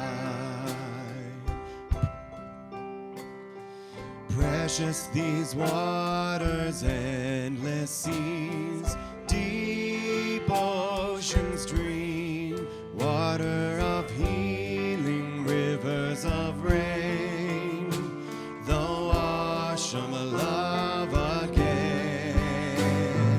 Dieu ciel et de la terre, nous entendons l'appel, nous devons chérir l'univers, être de vie, précieux et belle. Dieu ciel et de la terre, called by earth and sky.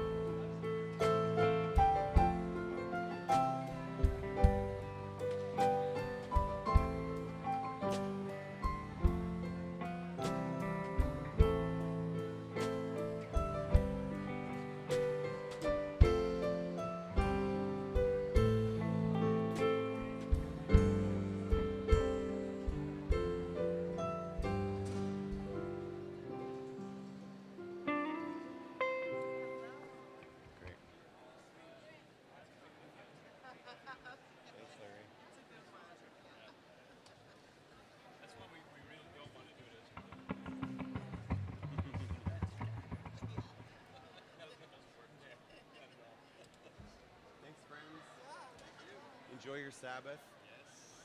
Maybe we can meet back in the pub. Oh, we need to move the PA down there. But we can do that around 7 probably. Is that cool? I'm supposed to have supper with my colleagues from Okay.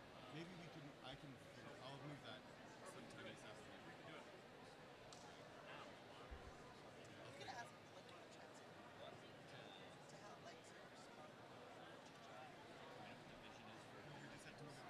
You know what? No, I don't really know. But then, just phone or text me when you want to do that, and maybe we can just do it together anytime before then. Because I'm just hanging around. I'm not doing anything. Resting. Yeah. Yeah. What's Dave's wondering about if there's any kind of thoughts about the beer and hymns thing, like what that's going to do. Yeah, well, there's 40 booklets that have they're written out, and so there's a master list I can get you, and Wanda has music for everything. She's just gonna play it on the keyboard, and it's set up there. So, But you know, and I figured it'd just be like, yeah, I don't know. What do you want to do? You know what? We could have like 4 or 5 to start out. I don't know how much you'd be into this, but it's nice to meet. If we go down and we do the beer and hymns thing, that's kind of the schedule. The reality is the pub is just going to stay open, right? So Yeah, it can morph into something. We could kind of finish beer and hymns, take a little break, and then just do some stuff. Sure, yeah, totally. That's fine. Alan. That sounds great. And it's good fun. Yeah, and it might give like Adam a chance to jump in. I don't know what. Ethan. Oh yeah, he wants to get into pubs. He's probably younger than me. I don't know how old he is. It's still high. 19.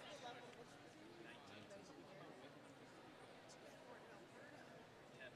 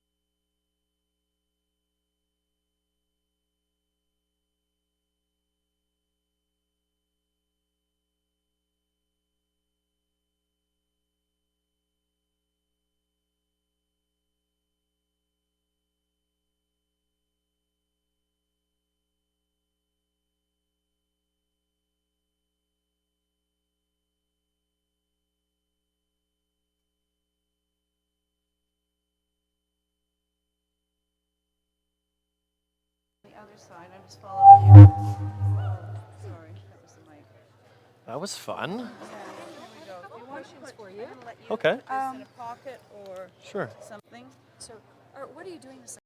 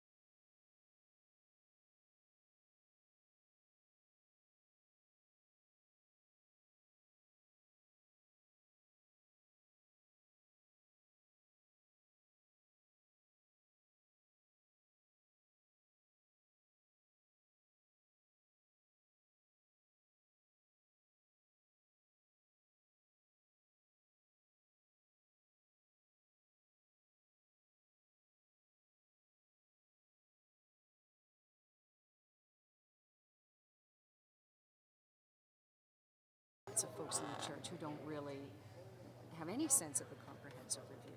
Sure. You know, and that's our reality. Yeah, sure.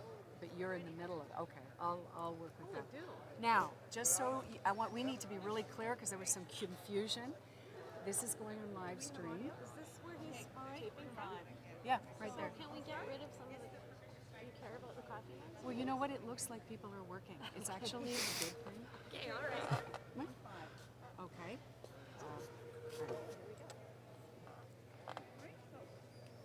Nice to see you, Michelle. Oh gosh, so nice.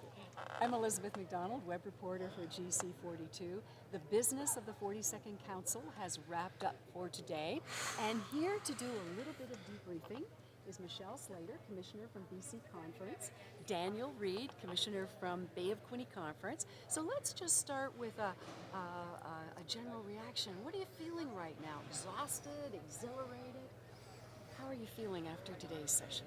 So I can feel tiredness in my body. I can feel it sort of, I've got aches and pains that I didn't have when the week started.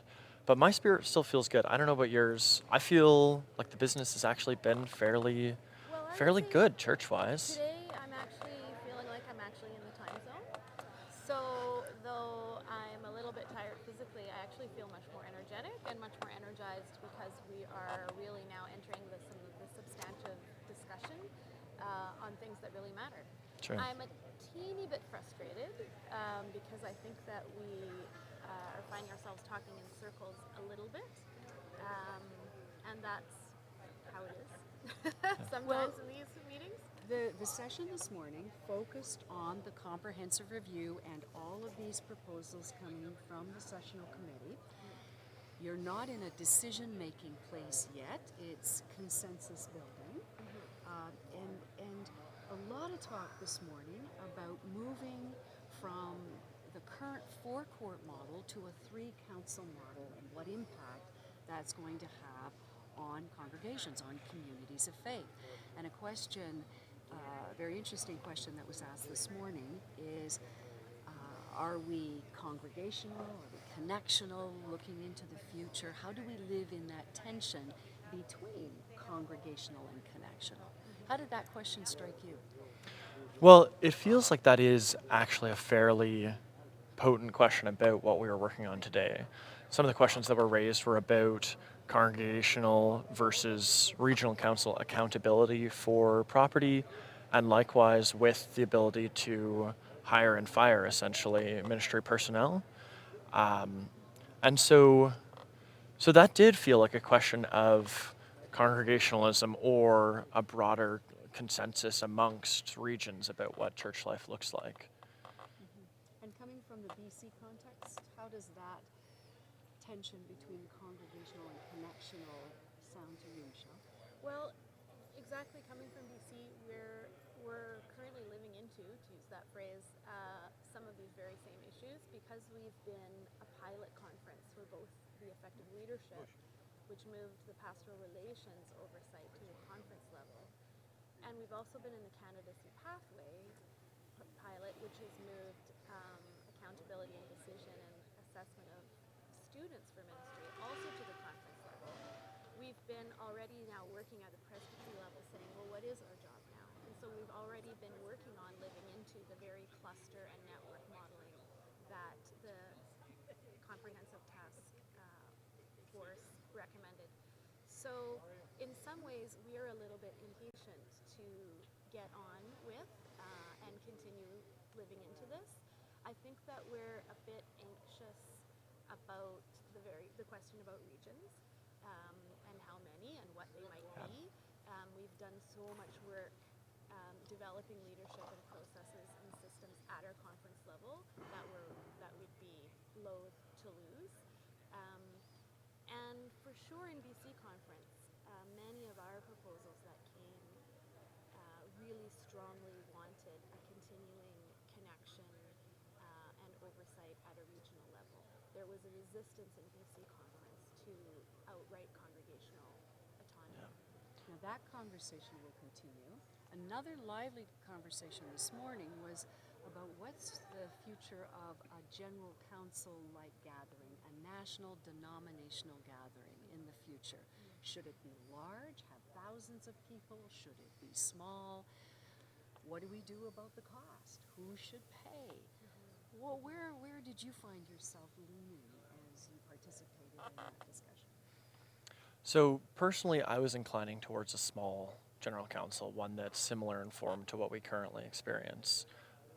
I've been to what feel like the revival events. I was part of the Greenbelt Pilgrimage, which I think was part of the inspiration for the large denominational council. And so, and having been to general council more than once, I can feel the spiritual impulse that arises out of it. And so I can appreciate where the large-scale denominational council impulse comes from.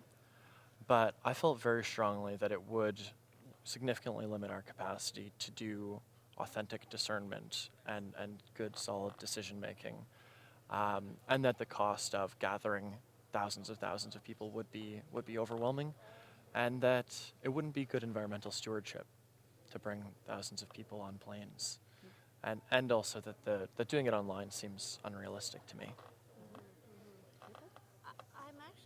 I really haven't discerned. I'm of really mixed mind.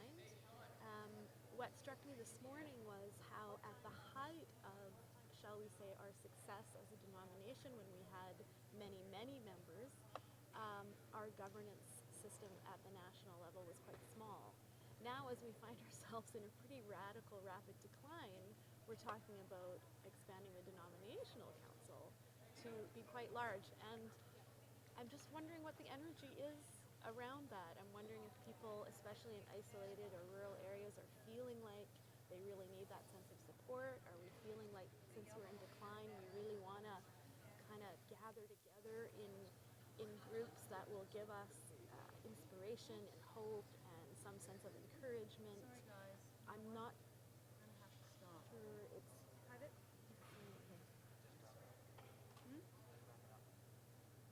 I'm not sure it's it's the Michelle, same as Daniel, governance. thank you so much. General Counsel is continuing. Your discernment will continue. We appreciate this time with you this afternoon. This is Sabbath afternoon, so go and rest and be renewed, and we will all be back at this again tomorrow morning. Amazing. Thank you so much. Great. God bless.